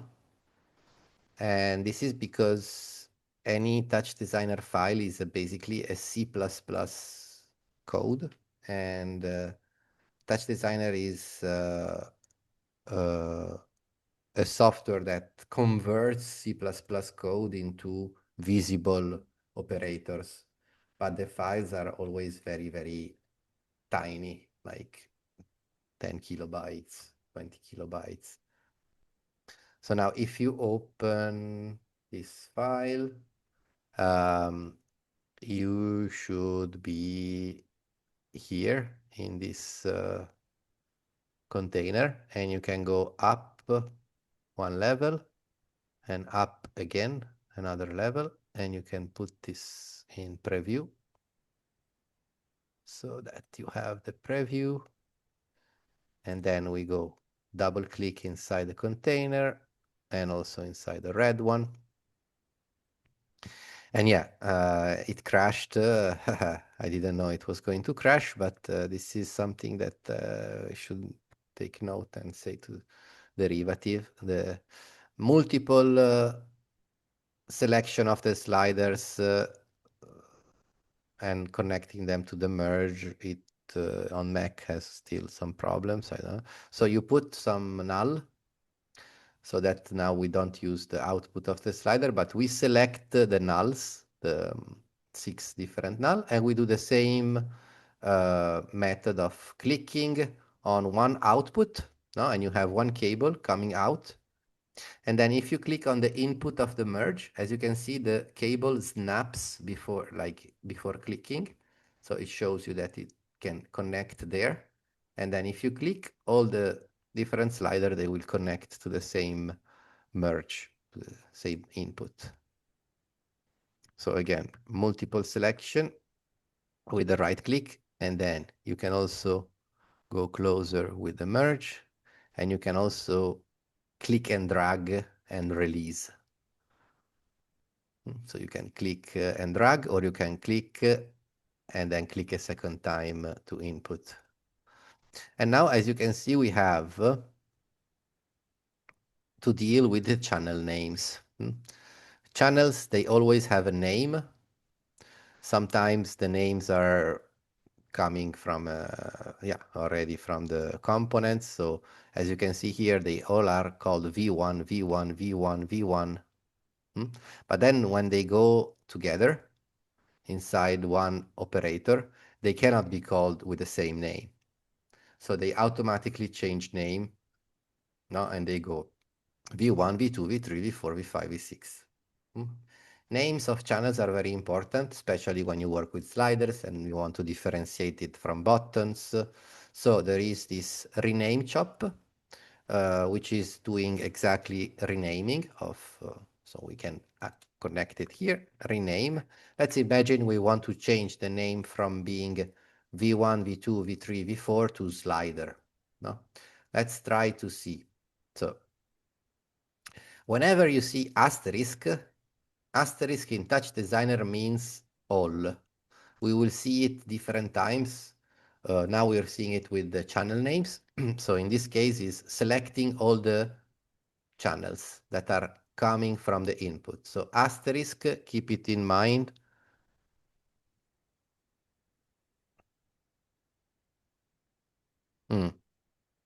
This is important. Asterisk means all. Because it's one of the terminology that then it's used also in other situations. And from all, no, from all, we can say what happens if we say slider.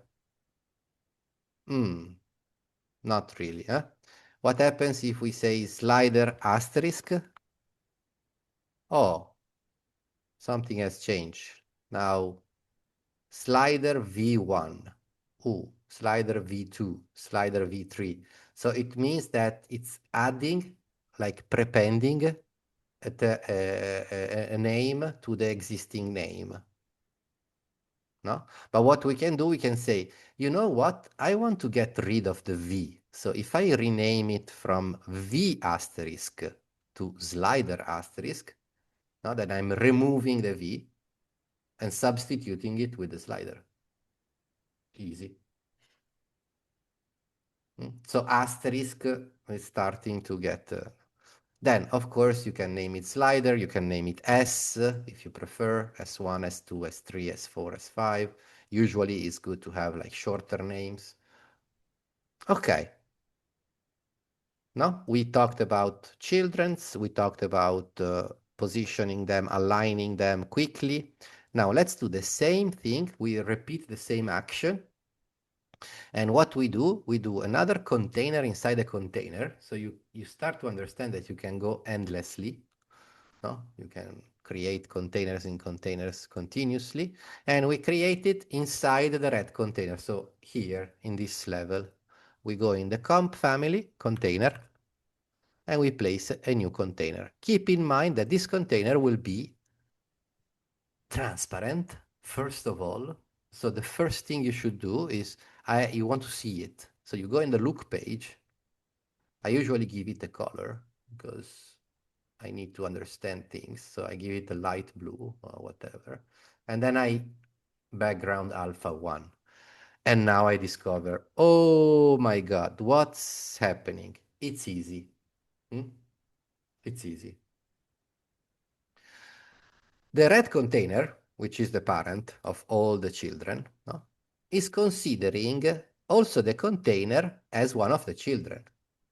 No? And that's why he placed it in the alignment.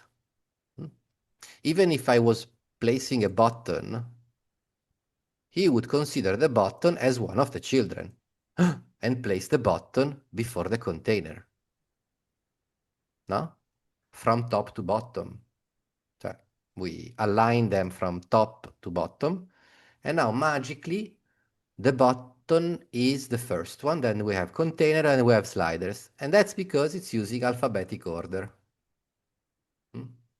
So B is before C and before S. So that's why the button is on the top and then we have the container and all the sliders. So first of all, let's say, okay, the container for sure, it has to be smaller because we can notice that it's going outside the red one. So let's first go in the layout page and let's make this container width smaller. No, like this, it's okay. That's 270 is okay. And let's make it, well, I don't know, height, we can, 200 pixel, that would be. And then you are, okay, but if I want to change the position of this to go to the bottom, probably I can, yeah, say to the parent to go from bottom to top, but I could also just change the name. So the name of the container can also be changed into, I don't know, Z container, Z underscore container. So it's the last letter of the alphabet. Keep in mind that the uppercase doesn't work in this renaming. So don't use uppercase because or else the Z won't be considered as a letter. This is something that still don't understand why. So lowercase, and then you can set it even with a T. It just has to be after the S. So yeah, you can, I would say Z container one, it's okay. So why this? Because for example, if I want to create a different layout for my buttons, no? Remember that example I was showing you, vabbè, I guess you remember. So winter, this one, that you have like buttons in a grid, sliders from top to bottom. So if we want to create another layer, no, we can create another container, and with the same method, we go inside the new blue container and we create the first button. We can place it here.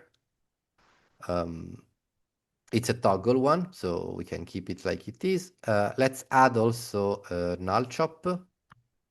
Like this, we can then merge all the null. And exactly like we did before, if we want, we can already create, I don't know. Let's make it maybe bigger. I don't know, 70 pixel by 70 squared button. And then when I copy paste, they will always be in the same position. If I want to start to see them aligned, I can go one level up and tell to this blue container in the page children to align the children in a grid. You have left to right, top to bottom, or you have a grid. This is another nice method to align them. So grid rows, it will give me, every time I create a new one, I will add it, copy paste in the grid. No? So 6, 7, no, 6 now. Oh. Control C, Control V, 7, 8, 9.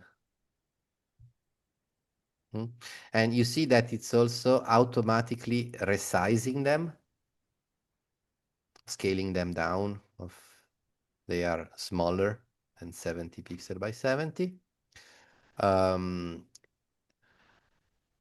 Also, if you want to make any changes, for example, if you want to make them all wider and not squared, you can select, multiple select all the button.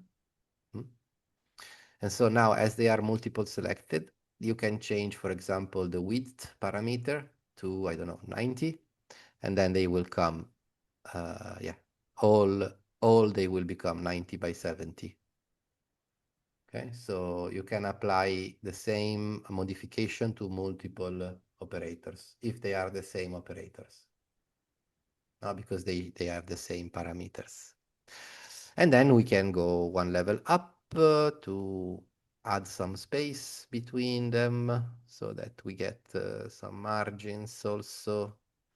Margins top and margin bottom, let's say 10 pixel from the bottom and from the top. No, so that we have them nicely aligned.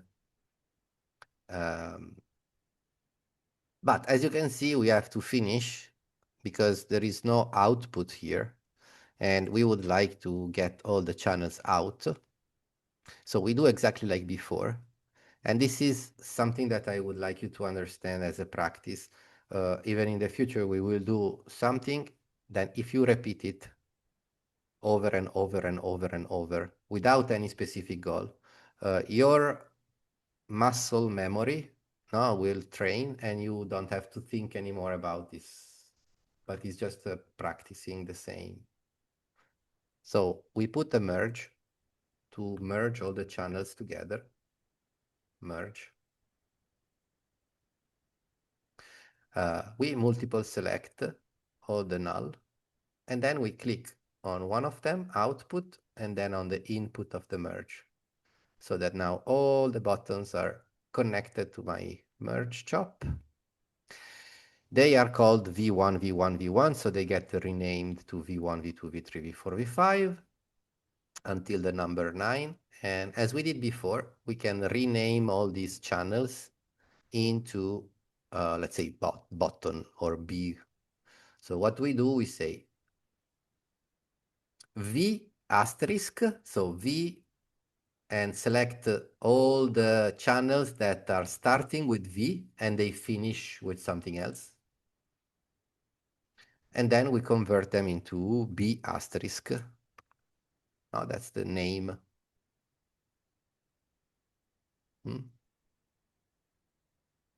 Or button asterisk if you prefer.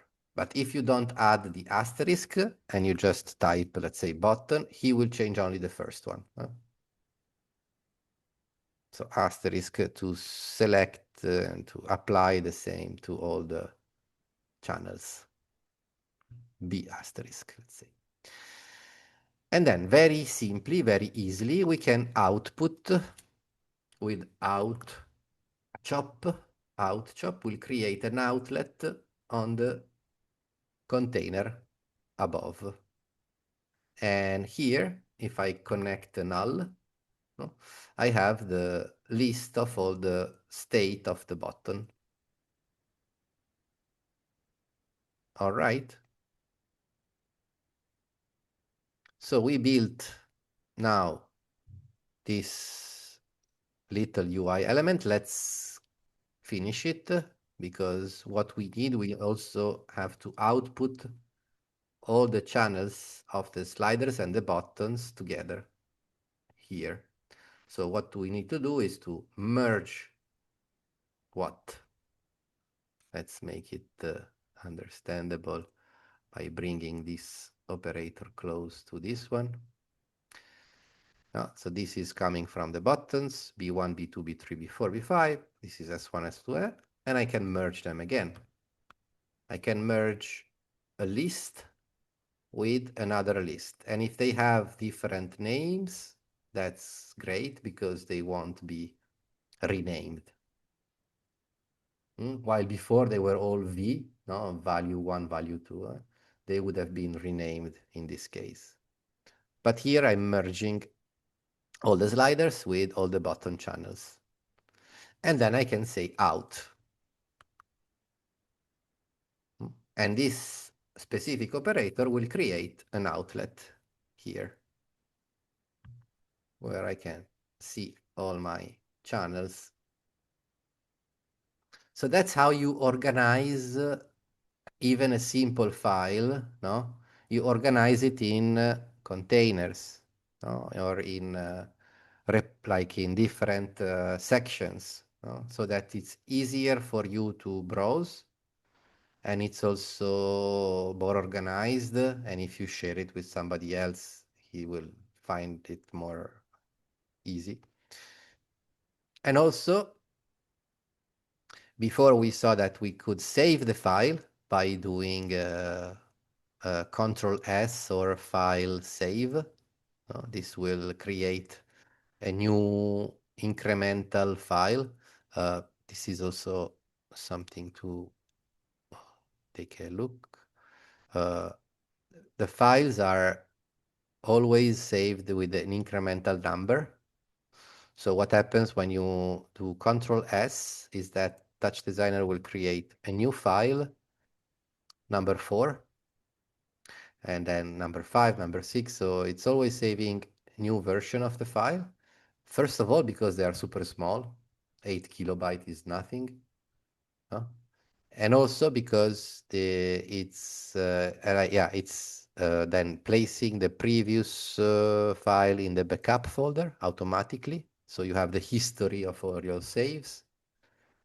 Sometimes in complex project could be very useful if you encounter a crash to go back in a previous file. And then, and then we have the other save method, which is let's save an external component, no? Like a plugin that I can reuse in the future. Usually you can make that with components like containers, or even you can save a button, but it would be stupid to save a button as an external file. Usually something like this that you dedicate some time to create it and you want to refine it in the future, or you want to use it in other files, you can right click on the container red, and then you can say save component as a tox, you see? Save component dot tox. So this one will open again the save page, the Explorer page. You can call it whatever, UI red container, like container. And then when you save it, it will be saved in the same folder where you have your lesson. And this file, which is a tox,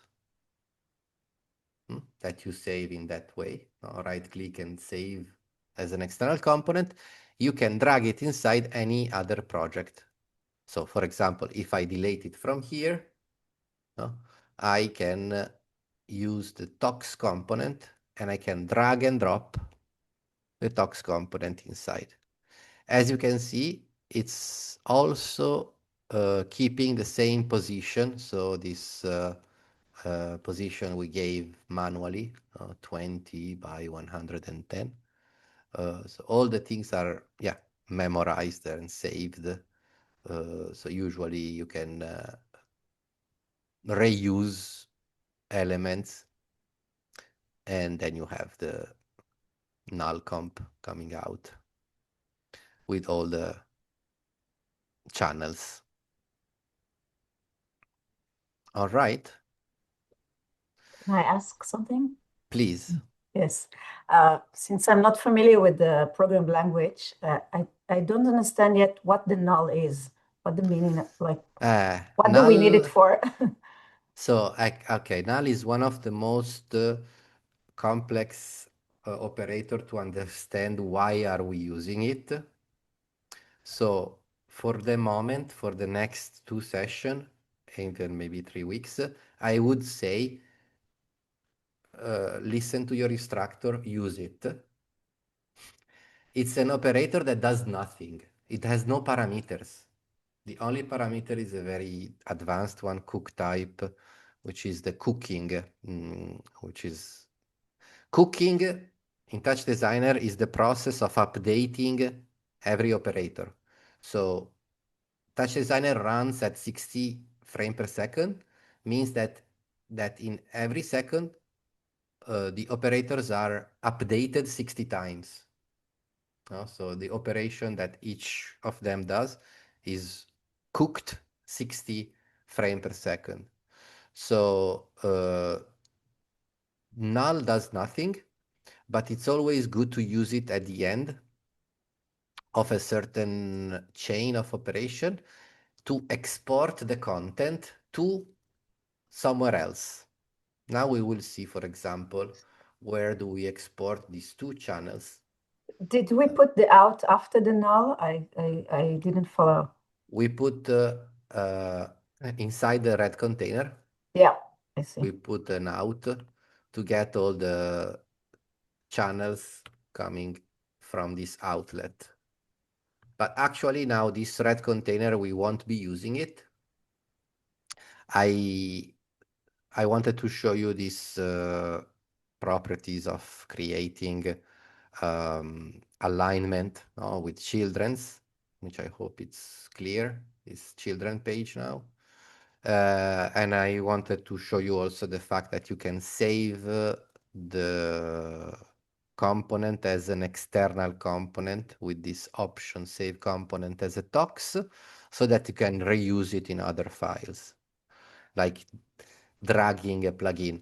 By the way, all the operators, all the examples that you can find in the palette, which are divided in image filters, techniques, tools, and so on. All these are tox components. So if you drag them inside, like Pixelate, one of the most simple to understand, this one is a tox. So it was built in the same way we built our container red. And it's saved somewhere in the sample folder of the palette. The palette is basically linked to a folder where you have all the talks. I got a question as well, if it's okay, if it fits. If it don't fit, okay. I got a problem because I duplicated my buttons and then I deleted those buttons and left one alive, didn't delete one. But in my live view, I still got my 12 buttons showing up. Did I, if I look at my container, I see all my buttons I once created, but I deleted. Is that some kind of bug, or did I cross something I didn't, or did I Let's activate? do like this. Can you I can show? Yeah, I can show my screen. One moment. Stop sharing mine. I just usually it's faster like this, and everybody. Yeah. Where is the share button? The share button in Team in Zoom. All participants can share. It's in the middle, near in bottom. Okay, middle, wait. I have to near make the it React. Big. Near React. Freigeben. Yeah. Okay. Sorry. My bad. Okay. One moment. I got a 4K monitor. I can turn it down. Yes, I can see. Okay. Okay. Now here I got 20 buttons or less, but I only have one button inside here. And if I delete this one button and I go outside, I got no button. But if I press Command Z to go back, I get 12 buttons. Is this a bug, or did I cross something? So should be a bug, I think. Okay. Can I request? No. Wait. I want to be sure. I request remote control. I try to see if it's are them, because the other thing is that no, there is only one. Only one, and then here 12. Children is because of that. If I uncook and recook, this is another bug. Okay, just a bug. Okay, fine. I can live with it. I just delete the container and make a new one. I just want to know if I activated something to force I think this I want to behavior. replicate this behavior also on mine. I can show you what I did. Yeah. Okay, I just duplicated my buttons and then deleted every one but one. So that's when I came to this. So basically, if I do it on the blue container, let's say I just create 3 more. And so say if I delete all the buttons. Yeah. Okay. I duplicated them about 30 times. So maybe it's if there are too many. But it's fine. I can live with it that it's a bug. No, but I want to be sure I can replicate it. I tried again as well. Maybe I can replicate it. Okay. So now there are quite a lot. Up, and if I delete a bunch of them.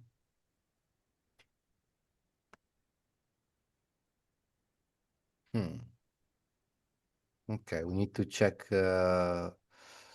also which version are you using? And the newest. The newest one. So help.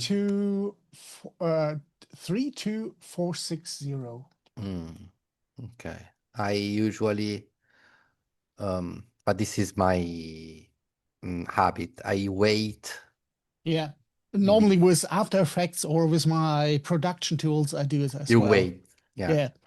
I wait a few months, or like, but this is me. I wait a few months before installing the new version, just because I know that there are small bugs happening here and there, and but I want to go deeper in this topic. Maybe you Yeah, can it's all fine. I just want to know if I did something wrong. Why don't I send try? me the file.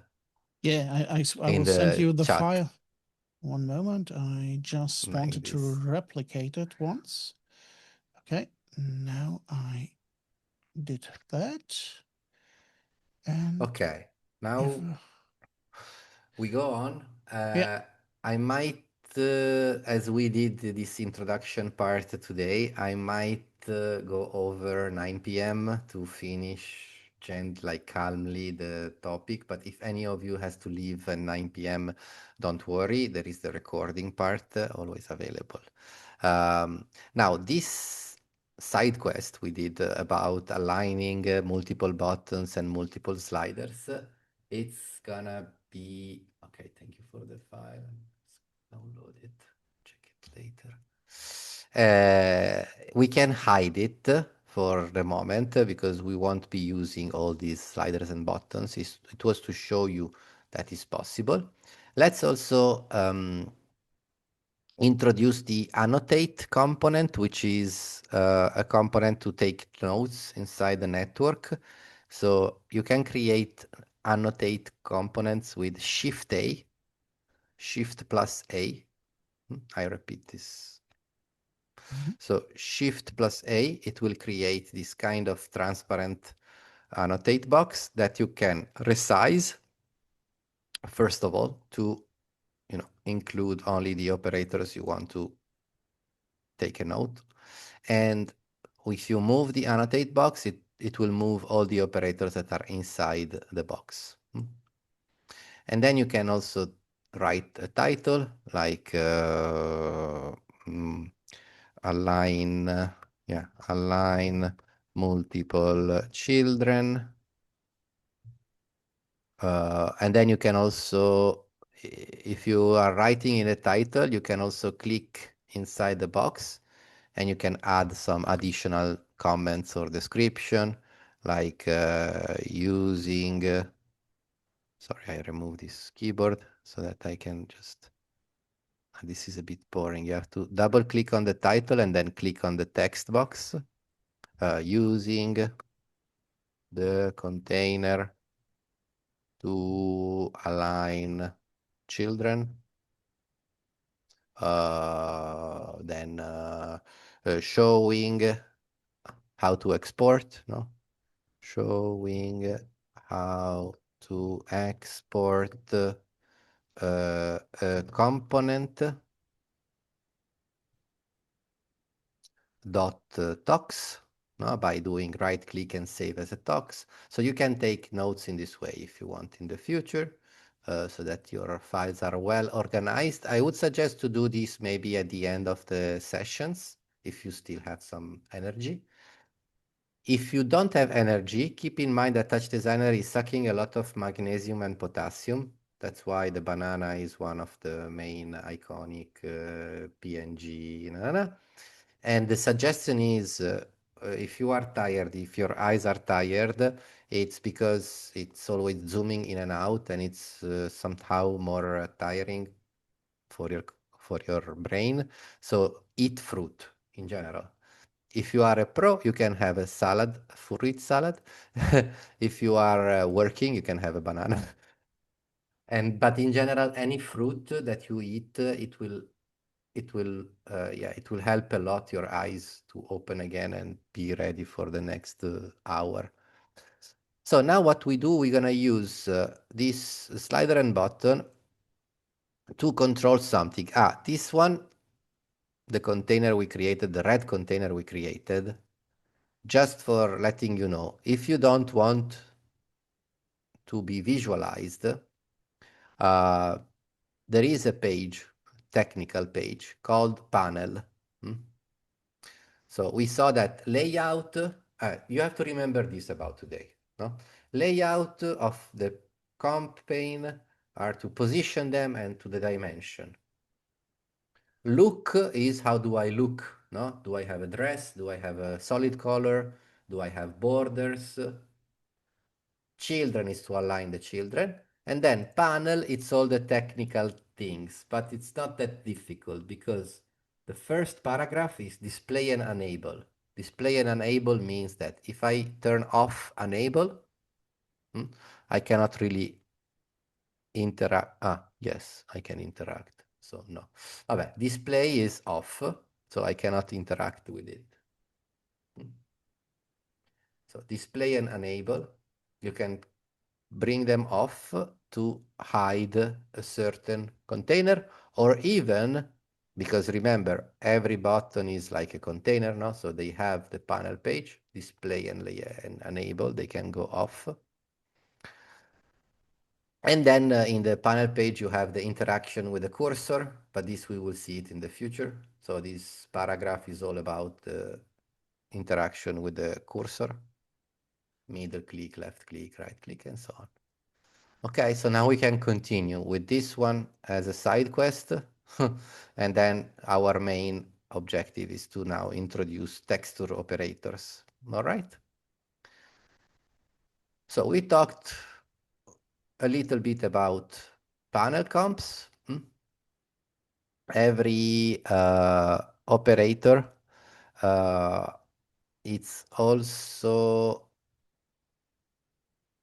so every operator, it also has a wiki page. So a slider and the button, they have like this, every operator has this help button that opens up the wiki page now with all the information about the slider in this case. And also every operator, if you have the operator selected, let's say the slider, we do have this help operator snippets. So what is this operator snippets? Okay, the operator snippets is a file that we can use sometimes to see examples of a certain operator, like let's say, I don't know, I want to see examples of blur, no? How to blur a certain, no? And I have these different examples, or I want to have an example about displays, now what displays does. No? So you can browse different examples. And sometimes it's useful because you might know a little bit about a certain operator we used. But then you have more examples that are like giving you more interesting a way of using the same operator. So this is called operator snippets and is an additional file that opens up, and you can always close it. It opens up when you go in help, operator snippets.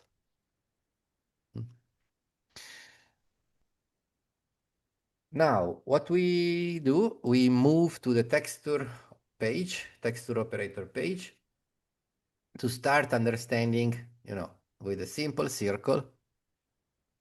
So we're gonna start from a circle. We place it. And now, the first thing you do with textures is that you check the resolution. Because you know that every texture has a different resolution. Usually, to check the resolution quickly, you can middle click on the texture operator. The middle click is called inspector or information. I call it inspector because it's giving more information about a specific operator. In this case, it's a texture. So the additional information are about the size, so the resolution, the aspect ratio, which is 1:1, and the pixel format. No, for the moment, we can just focus on the size. So every texture operator starts with a size of 256 by 256, meaning that if you place a circle or if you place a rectangle, these are usually the shapes that you can create, a circle, a rectangle. All the others they come with existing resolution. And then we have the noise stop. This also comes as a 256 by 256. So we have these three generators mainly. I mean, with the circle, you can also make a triangle. You just need to enable polygon and three sides, or pentagon or octagon. But what is important to remember is to change the resolution of the texture. So the resolution is always in the common page, in the last page of the parameters. All right. And as you can see, resolution 256 by 256. This one you can change it manually, typing 1280 by 720. But you also have this little triangle, which opens a drop-down menu with all the standard resolution, 1280 720, Full HD, 4K, and so on. Okay, so you can set, let's say, 1280 by 720. This is like putting it manually. And also, I would like to show you another option, which is a new one. It's called output resolution. Instead of using input or instead of setting it manually, you can choose the last option, which is called parent panel size. So today we are talking quite a lot about parent. Who's the parent of the circle? The container project one. What's the size of the parent? 1280 by 720. So that option that says use as the resolution, use the resolution of your parent, what it does, it just goes one level up to the parent, check the dimension, and assign the resolution to the circle. Parent panel size. So parent, and then the size. But this, again, as you want, you can also set it manually, 1280 by 720. And this now it's the resolution of the texture, meaning that if I open this as a preview, this opens at 1280 by 720 on my Full HD monitor. No? If I had it at 256 by 256, like it was at the beginning, and I was opening this in preview mode, this opens at its native resolution on my Full HD monitor. So this is important to keep in mind because sometimes we forget and we use like very small resolution and then everything is pixelated. So we talked about resolution. We can go back in the page called circle and we can start to maybe make the circle smaller. Like 0.1 radius. This is also something very important. If you middle click on the name, both cell X and Y are changing together if you middle click on the name. If you middle click only on one of the two cells, you are changing the radius only in X, for example, so it becomes an ellipse. Keep this in mind because it works in every parameter. Meaning that if I have the, let's say, radius, let's do like, I don't know, 007. And then I want to move the circle horizontally, no? I don't go on the name, I go on the first cell. So like this, I can move it with my middle click between a certain number and a certain number. All right? But if I click on the name, this will move diagonally. Now, because it's moving both in X and Y. No? You can change both cells if you click on the name. Voila. So as I was doing the horizontal movement, no, and I was moving it at minus 0.5, and you are like, oh, how come that if I move it at minus 0.5, the circle goes exactly on the edge, no? The center of the circle goes exactly on the edge. That's because the position of the center is expressed in fraction and not in pixels. Fraction is like the anchors of before. No? So fraction goes to from 0 to 1. So if the circle is justified in the center, and I move it to 0.5,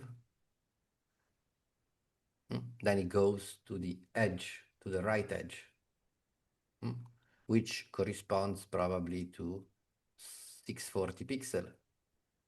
Can I ask a question? Please, yes. Until now, whatever we've put inside of the space could be seen in the, That's a very I good don't know how to question. say it, like Yes. the thing over there where you can see the Yes, yes, slider, yes. etc. Is this circle also transparent like the red thing, or is this because it's the top is not visible? Now we do that because you asked and we do that. So the circle is for the moment a texture. It's a texture operator. What we can do, we can assign the end result to what? To the background of the project one. You remember that the look page is like, how do I look? No? I could say, well, you look not black. I want to make you momentary, I don't know, red again. And I give you some alpha, let's say not full, like this, or else it's too strong. And then you see here, I have this background top, which is still the same expression that was from the example. And is pointing to an operator that doesn't exist anymore. We can delete that. No? And then what we can do, we can go inside, or actually, These are the parameters of the container, project one. Let's make them visible in a standalone window. Let's make right-click, parameters. So now these parameters are the same that are there. Okay. I have them in the standalone window so that I can go inside with a double click. And then what I want to do, I want to create a null after my circle, null. I can call this null background if I feel it's more understandable for me, or null BG if you prefer to make it shorter, null underscore BG. And look, if I drag this operator, which is the same resolution, 1280 by 720, to the background top there, what you see there, the circle, no? But you also see the colors that I applied, like the solid color. That's because the circle is white and the checkboard, which is behind, is showing me that there is transparency. So that when I assign it to the background of my project one, which is this parameter linked to the container project one, he's using the entire background, and placing my texture on the background of this container project one. This is one method, using the background. But, first of all, you see that the path, it's indicating me that where I am inside my project. Now I'm inside project one. If I go in container one, this will update to project one, container one.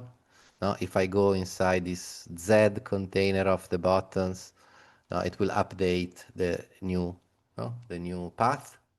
This is useful because I can use this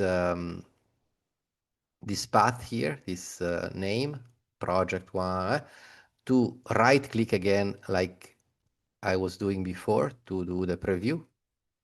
This will show me the preview of my project one, or it will show me the parameters. So it's exactly like doing the same action on the container. If I do view, I can do it from the container, but I can also do it from the name, which is above there. So right click, parameters, and I can have the parameters visible here, and I can use whatever is the last operator I want to apply to the background there. But also there is another method. For example, I could say I don't want to use the background of my project. I want to keep, let's say, the background, I want to keep it dark gray, like the buttons or so on. And instead of using the background of that container, I can create a container inside the container again.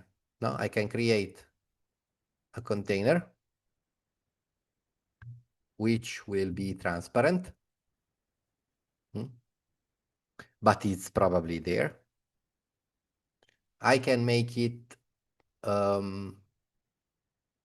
let's say, half resolution of the parent, which would be 640 by 360. Half resolution of the 1280 by 720. I could also, instead of using the background color, I could highlight the borders of this new container by applying border A to the left border, to the right border, to the top and the bottom border so that I can see my container is there. And then I can say to this smaller container that this is the background texture operator I want to use. So now, even if it's bigger, because it's 1280, it's the same aspect ratio. So basically I can have a preview of the graphics I'm doing. But as you can see, if the graphic has an alpha channel, I can see the colors that is behind. If the graphic, for example, has no alpha, but the background color is black alpha 1, then you see I get that I don't see the gray of the project one. And the container, you can move it exactly like before. We did the 0505 to place it in the center and move it maybe on the top. Now I should probably align better the other UI elements, but it's pretty fast because just need to move it down a little bit with the anchors.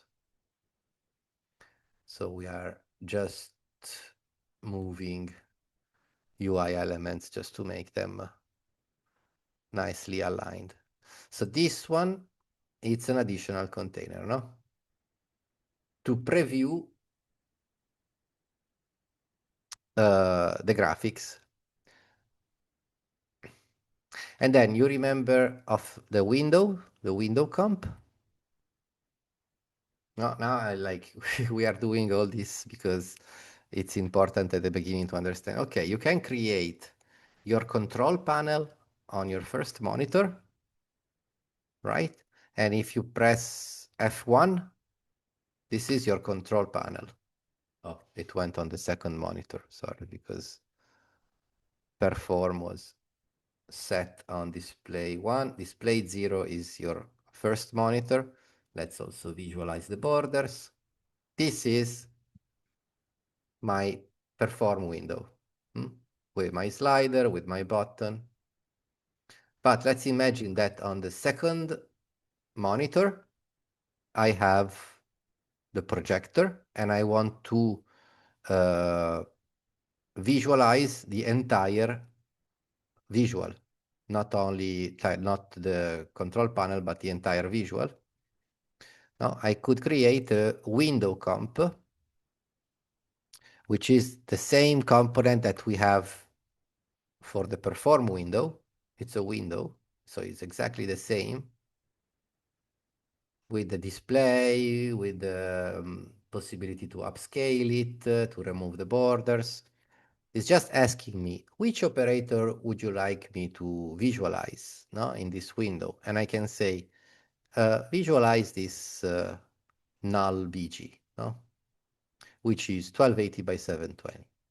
And visualize it on my second monitor, so display 1, in full screen, so opening size fill. All right? Now, what happens is that if I show you the screen grab of the two monitors, on the second monitor, I can open my window with open as separate. And then this one goes full screen on my second monitor. Also, I can remove the borders if I want. And on my first monitor, let's say, I'll show it to you like this. There will be my control panel. So this would be the setup. Let's say I can have my control panel on my first monitor and then the full output on my second monitor. All right. So that would be using one window comp for the full screen visual and using the existing window comp to create my controllers, button sliders to control my visual. And then we go on with explaining how to use chops to move, to give some movement, for example, to this circle. I can also make it transparent background because it's the same. Keep in mind that if you see checkboards like this is the alpha channel, but at the end, when you visualize it, you don't see the checkboard, but you see black. This is just in the editor mode to show you that there is transparency, but it's actually a black pixel. Now, if I want, I can start to understand how this circle move. No? If I move it manually between minus 0.5 and 0.5, no? I start to understand that this is the minimum range, or I can also say minus 0.4, 0.4, are the minimum range and the maximum range, no? To move the circle left and right. Okay, so what I can do is I can create an animation. No? In this case, I'm going to use a very simple operator, which is very handy when you want to create symmetric animation. We need to generate a number, so we need a channel operator. And in this case, we're going to use LFO. LFO stands for low frequency oscillator. Low frequency oscillators are like the oscillators that are creating sinusoids or different patterns like triangular, which would be linear, Gaussian, ramp, and squares. For the moment, we stay on the sinusoid. As you can see, this oscillator basically I'll show you a momentary what it does in time. No, it's oscillating between a minimum range and a maximum range. Get familiar with this minimum and maximum range because we're going to use it quite a lot. And it's going between -1 and 1, all right? With a certain speed. And the speed is given by the frequency. Now, 1 means 1 oscillation per second. No? And then if you go over 1, then you are increasing the frequency. Or if you go below 1, you are decreasing the frequency. Amplitude and offset. Amplitude is the amplitude that can go positive and negative. Offset is the starting point. So let's imagine that this setup is okay. It's creating a channel that goes between -1 and +1. But if I give now, if I give this value to my position of the circle will probably go out. Now, because if I give -0.5 is already almost outside. No? So -1 would go out. So in this case, what we can do, we can or adjust the amplitude or we can use a math chop. No? But we're going to use the math chop just to get familiar with the topic of minimum and maximum range. So what is math chop? Math chop is probably the most used operator in TouchDesigner. It does mathematical operation, very simple. Addition, subtraction, division. Most importantly, it has a page called range. Range is exactly, somebody of you said JavaScript, you come from programming, is like map in JavaScript, where you want to change the range. No? In this case, we have a range that goes from -1 to 1. No, we receive this -1 to 1 as a minimum and maximum, and we want to convert it, let's say, in -0.4 and 0.4 as maximum. So what we will do, we will change the from range. No, as we said, it's between a minimum of -1 and a maximum of 1. Then what we want to obtain is a 2 range. No? In this case, if you see now, my math chop is changing the input range to 0 to 1, you see? So it's remapping the same movement, but between 0 and 1. If I want to go between minus 0.4 and 0.4, no? I am basically remapping, no, or changing the range or rearranging. Please try to understand this because we will use it 10 times every lesson, math chop. Changing the range is like calibration. No? It's used in very simple situation, like I want to move a circle, but it's also used, for example, in computer vision, where you have your nose here, and your nose has a position in U and V, which is a number.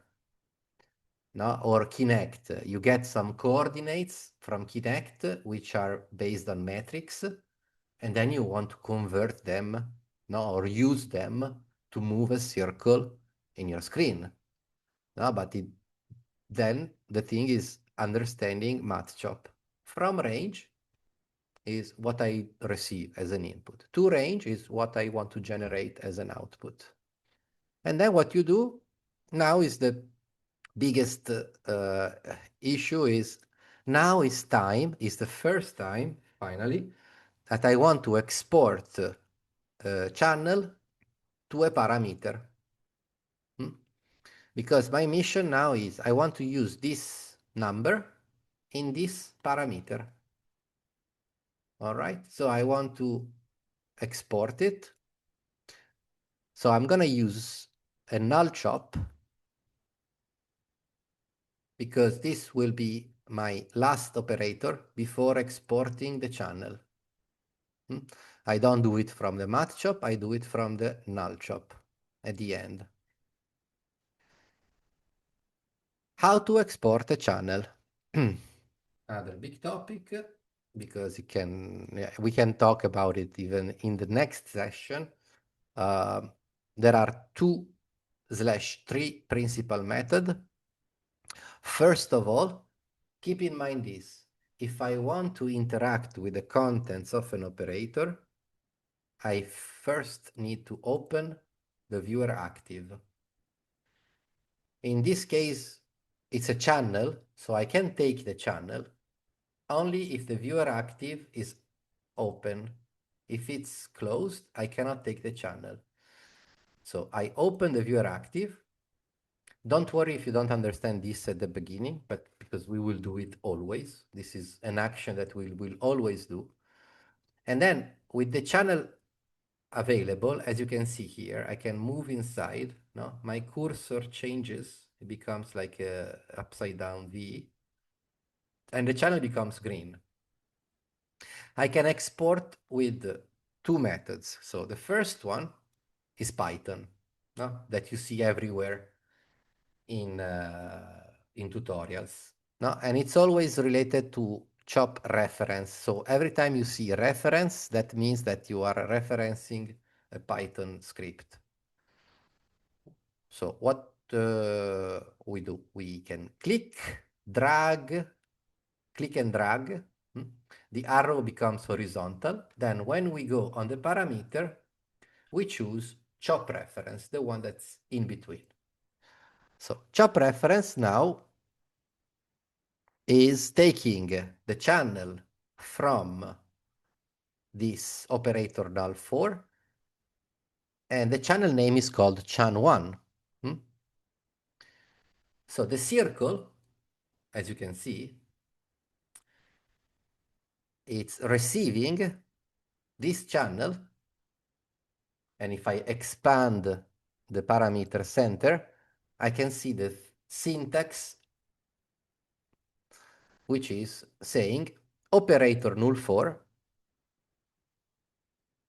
which is always like this, op, open brackets null4, and then in square brackets, you have the name of the channel. Okay? We will dedicate a lot of time to explain the difference between Python And the stupidity of Python is that if the channel name changes, and this happens quite a lot when you substitute inputs. Now, imagine that now this channel is coming from, I don't know, hand, or it changes the name into V1. Python is stupid, goes to error because it doesn't remember, like the receiver, in this case, the circle, receives a channel that's called chan1. Somebody modified the name of the channel into V1, and so it goes to error. There are multiple ways to avoid this error. The one that you know is rename chop. I put a rename chop just before the null, and I say, I don't care whatever it's arriving, call it chan1. No? Whatever name is arriving, rename it chan1. I fix the error in Python. But what I want you to understand is that Python maybe it's good for certain reason, and we will see in the future the difference between Python and chop export. The second method to export, it's using chop export, which is basically the other option. So I always do the same procedure. I open the viewer active, I take the channel and I export it in the center X. But in this case, instead of choosing chop reference, I choose export chop, the first one. The parameter becomes green. And the difference is that now the information about where this channel is coming from is not detained from the circle, which is the receiver, but is detained from the sender, which is this operator null chop. So it's a little bit more complex to understand this method, but basically what happens is that the null chop is creating some information about where this channel is going. So it's going to a path, no? Circle 1, parameter center X. So the operator null chop, who is the one sending, no, the channel somewhere, knows where the channel is going. And so if I modify something about this channel, like I call it V1, the sender updates, doesn't go to error. Because the sender knows where the channel is going and it updates the name, and so it sends it back. Then we will talk about this more, because also something fun about the chop export is that you can temporarily stop the export, no? And then move it manually again with this little flag called export flag. It's a bit more difficult to understand how you can delete a certain export, because actually you have to delete the information, which is a text file, a table text. So then this goes back to be manual. And if you want to fix this, you have to just unflag the export dot. And you can then export it again. So we're gonna do this action a lot, like drag and drop is the one for the new generation. My generation was copy paste. So what we were doing is that we were clicking one, this was copy the channel, no, instead of drag and drop. And then you were going to look for the parameter that you want to affect, and then right click, paste export. No, this is like copy paste. You copy with one click, the arrow becomes horizontal. You go and you search for the operator you want to control, the parameter you want to control, and then you right click and paste export. We will talk quite a lot about this. So now we have, if I'm not wrong, we have this is our interface with our little slider. So the first thing we could do, we could actually connect the slider to another parameter to control what? The LFO, no? Because the LFO is the one that is actually controlling the movement. So if I change the frequency of the LFO, as I stop it, 0. Then I go up to 1, it goes faster. So what I can do is, okay, I created a very simple animation, no, with the oscilloscope. And now I want to control one of the parameters of this oscilloscope with my slider, which I created in my interface. Keep in mind that this slider in the future can become also, I don't know, the finger tracking in front of the webcam is the input. So what I do is, okay, I check again. Oh, cool. My slider is giving me 0 to 1. I could remap it with Matchop. I could leave it like this, maybe because of the time we can leave it like this. Because 0 to 1 would be frequency 0, it stops. No? Frequency 1, it goes to a certain speed. So what do? I can export the channel coming out from the slider to the parameter frequency. Very simply, like I did before, I use export chop. I click and drag on the parameter frequency of the LFO.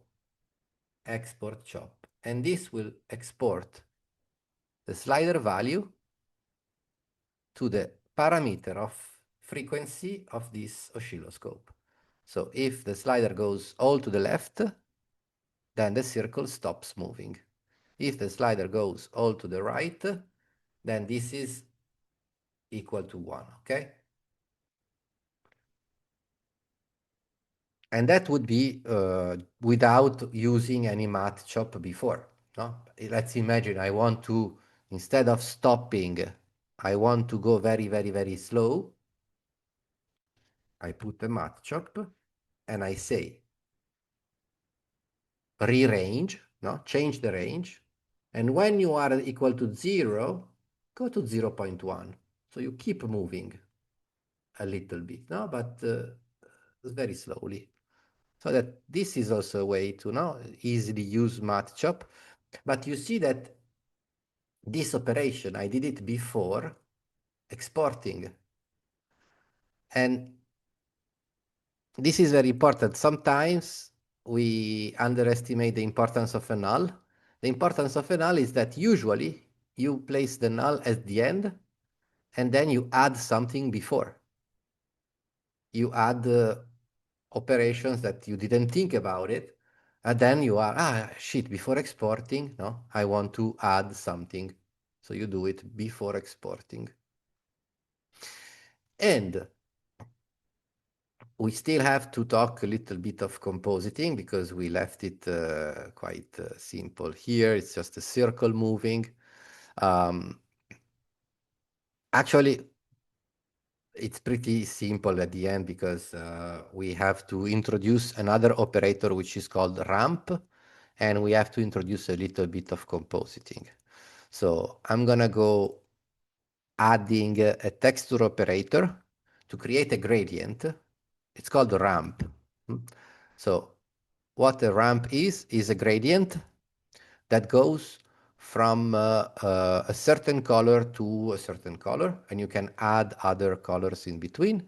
Keep in mind this, which I will re-explain also in the future session. I don't want to take too much extra time from you, but remember this. First of all, always check the resolution. Resolution is with the middle click. You can check the resolution. It's 256 by 256. So in general, a good suggestion is the first thing you do, you change the resolution from the common page, and you set it like the 1280 720, like is the one we are using above. All right. So we said this ramp is basically a gradient. It goes from black to white. The fact that the initial key is black and the last key is white is because they are set like this below, but you can always change it. No, you can always invert if you want. You can go from white value. Now you see, you select one key, you can go from white value 1, and you select the last one, you can go from white to black if you prefer. Control Z, Control Z. Now it works also on the keys. No. And then you can add also, or you can change color, or you can add other colors in between. How do you add a new key? You can add it by clicking inside the ramp keys. It's adding a new ramp key. This can be another color. So you can also create like rainbows, like different colors. Now I'm just placing some random colors. How to remove a ramp key? You can just select it and drag it outside. It will be deleted automatically. We will talk about them quite intensively in the future because ramp are very cool. You can use them to generate many different shapes, not only horizontal, but also you can do it radial, circular. Then we will notice also other parameters like the period or the phase to make it move. So it has a lot of potential, even if at the beginning looks like just a very simple gradient. Let's understand just a few topics of it. For example, if I add a key in the center, and I want to add a white key, and I want to be sure that this white key is exactly in the center.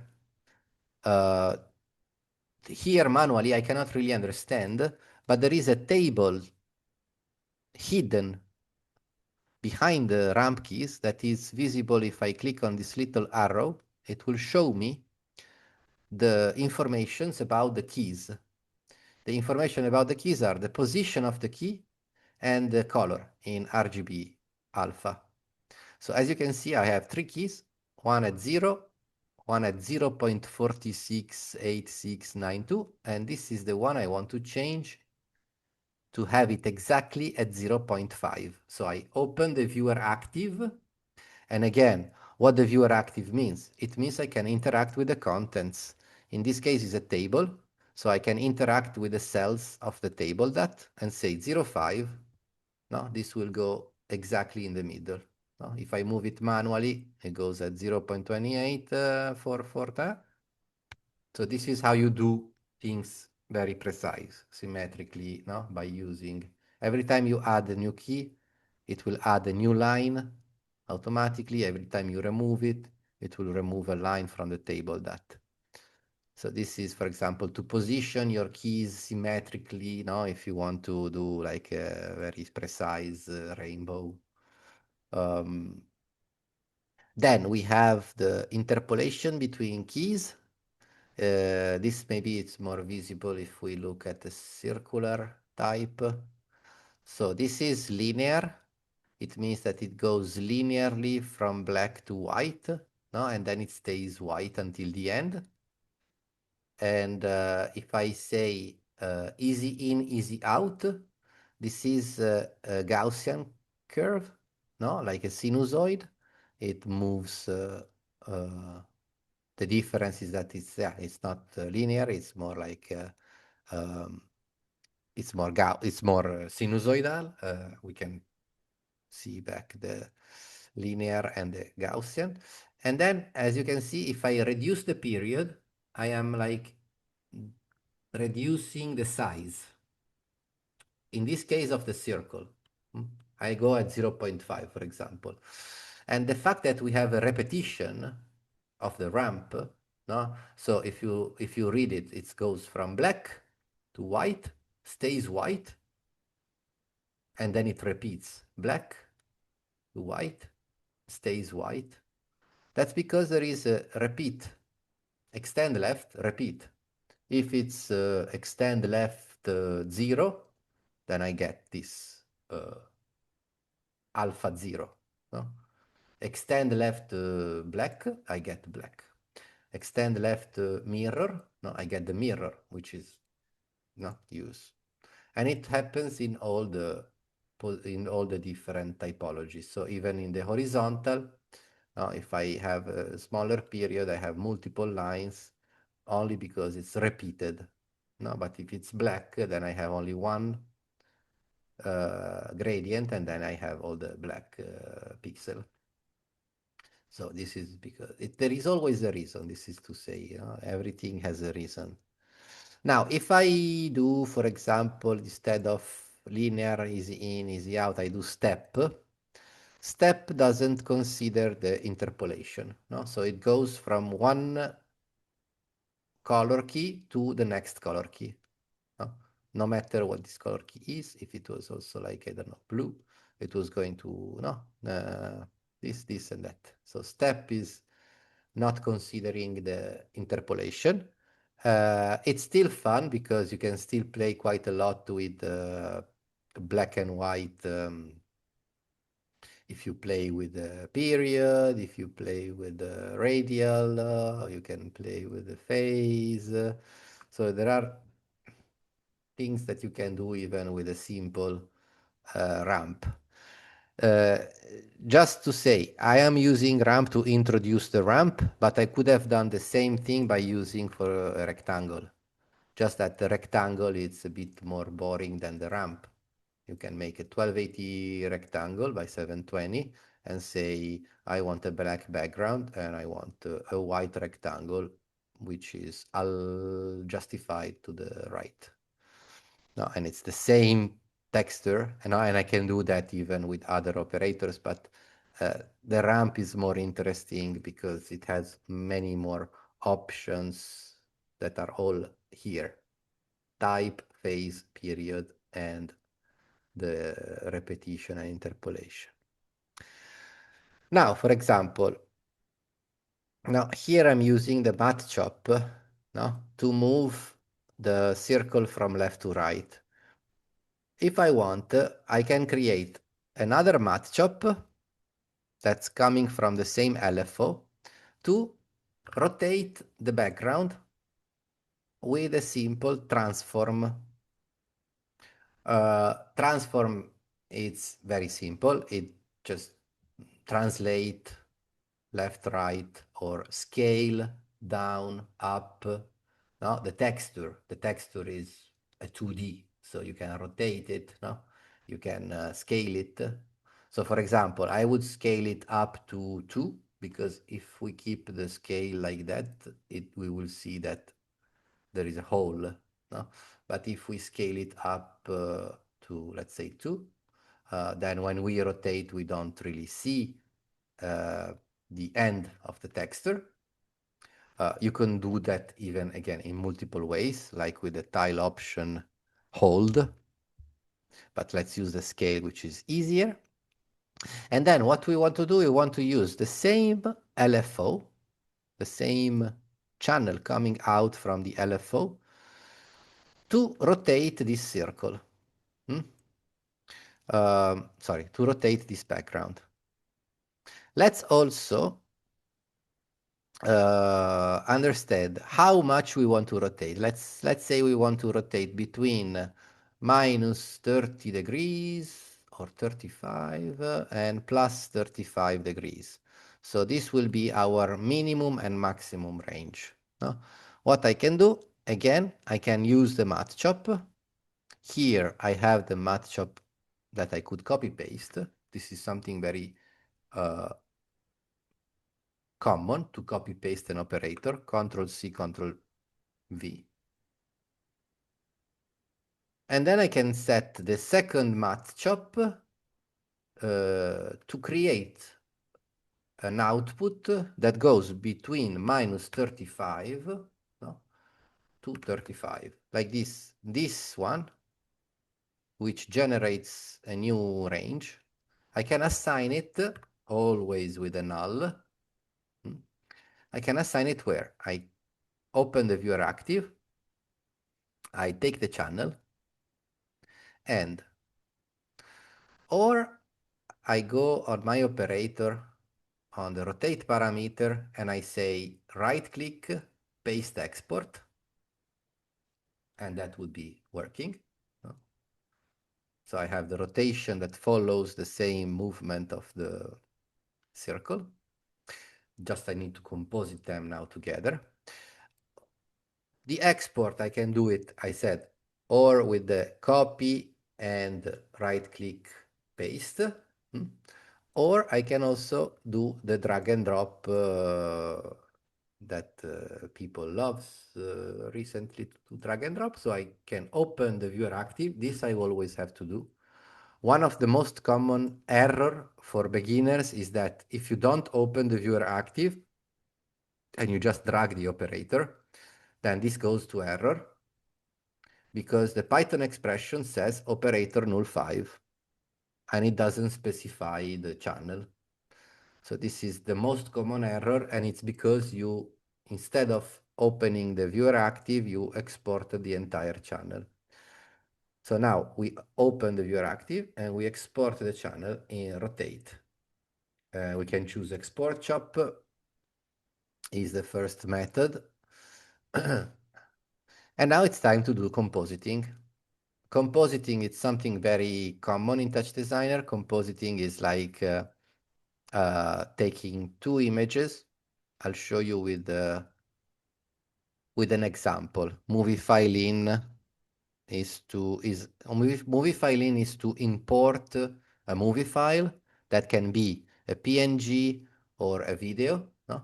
So this one, for example, is the banana PNG coming from the sample folder. So this is the sample folder with all the different textures and videos. And if I want, for example, to create a first compositing, I would probably use one banana and one oil drums, yeah. And so I always say that the first operation of compositing to introduce is over, right? Over is an operator that puts one layer over another one. So the first input is the foreground, the second input is the background. Simple, over. All right? This is one operation of compositing. There are multiple operations of compositing. The most simple one is over, but even if in its simplicity, here everything works because both images, they have the same resolution. But let's imagine, so they are both 1280 by 720. Yeah? Middle click to check them. But let's imagine that this image was different. Let's imagine that this was a butterfly, which, okay, it's different resolution, 512 by 512. So it's a different aspect ratio because my background is 16 by 9, but the butterfly is squared. And as you can see, the butterfly now is stretched. And that's super simple. You just need to read. The fixed layer is input 2, and the overlay is fill. So if you change this into native resolution, then you have your butterfly in native resolution on top of the 1280 by 720. And I would probably stop there because it could be that the first lesson is better to keep it more simple than complex. I would just briefly tell you that there are many operations of compositing that are singular. For example, I can say, let's use again a circle, 1280 by 720. And let's use the oil drums again.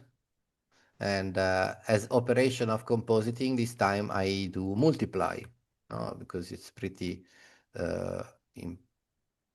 multiply a white circle with any image.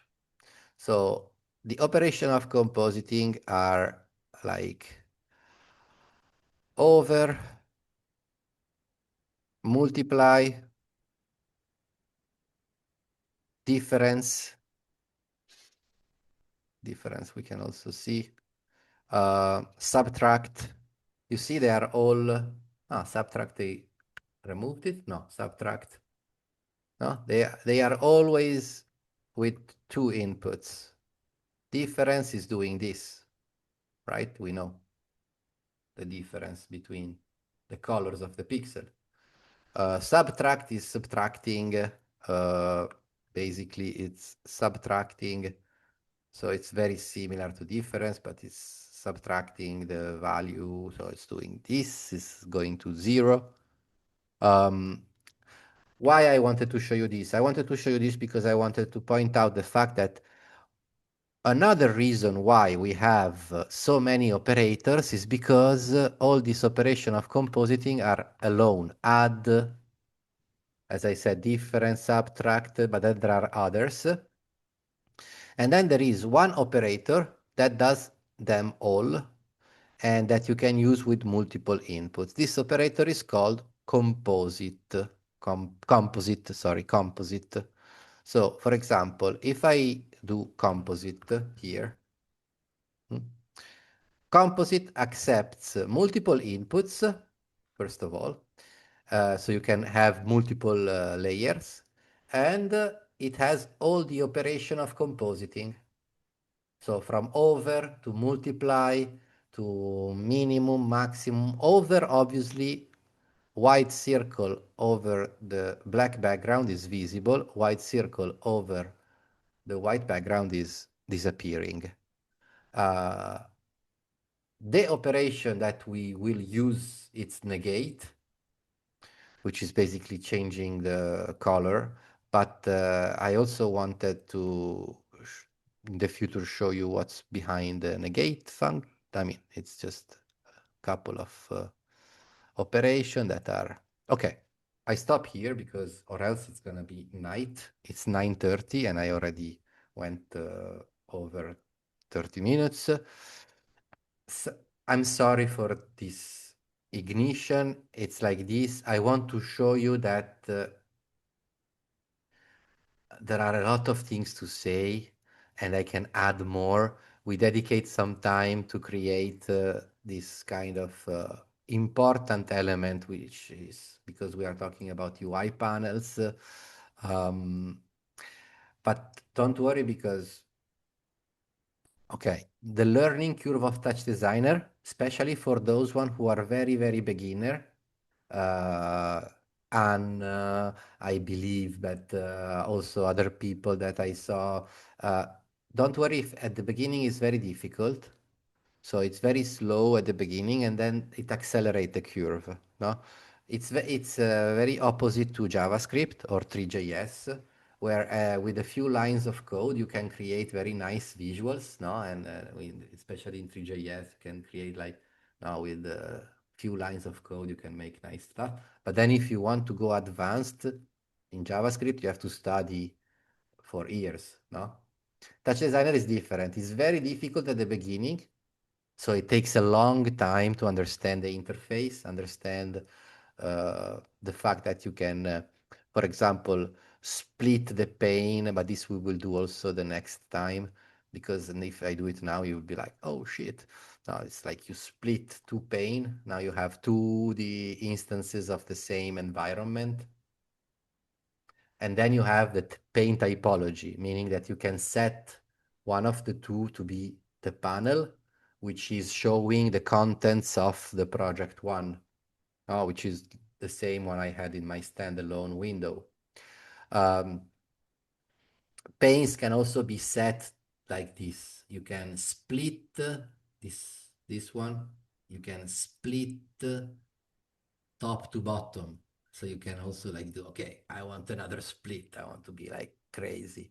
And then I want to have, I don't know, only parameters here, so that I can have my parameters. Here I can hide them with P, so that here I can use only my network. But then I notice something is that when I select, this parameter is not changing. It's always showing me the same parameter of container one. Why? Because these two pane are not linked. So the little number you see near the pane option we used. This is the full screen. You go back in 3 split. The little number you see is to link two pane together. So 0 is no link, 1 is assigned to 1, and this is for linking two pane together, so that when you change something in this one, you can see the parameters changing there. This is probably good to introduce at the beginning. I want to not confuse you, so if this confuses you, don't worry, just use one pane always in full screen, or you have the shortcut here, one pane only, and maybe in network editor. This is our exercise. Don't forget to annotate. So take some time to create some annotate box, like, composite over, and so on. Try to take some annotation. And then next week we will continue on the same topic, because what we will do, we will, wait, I show you. We will create 4 of them. We will introduce custom parameter, and we will also organize the file, I see here, from some custom parameter that we can decide, like invert, rotate, and then we can also like organize the files in boxes, in containers. For the moment, for today, this is all. Remember that the learning curve is very slow at the beginning, but then at lesson 4 or 5, 6, you start to understand a lot of topics. Thank you very much. Thank you, Julio, for being there.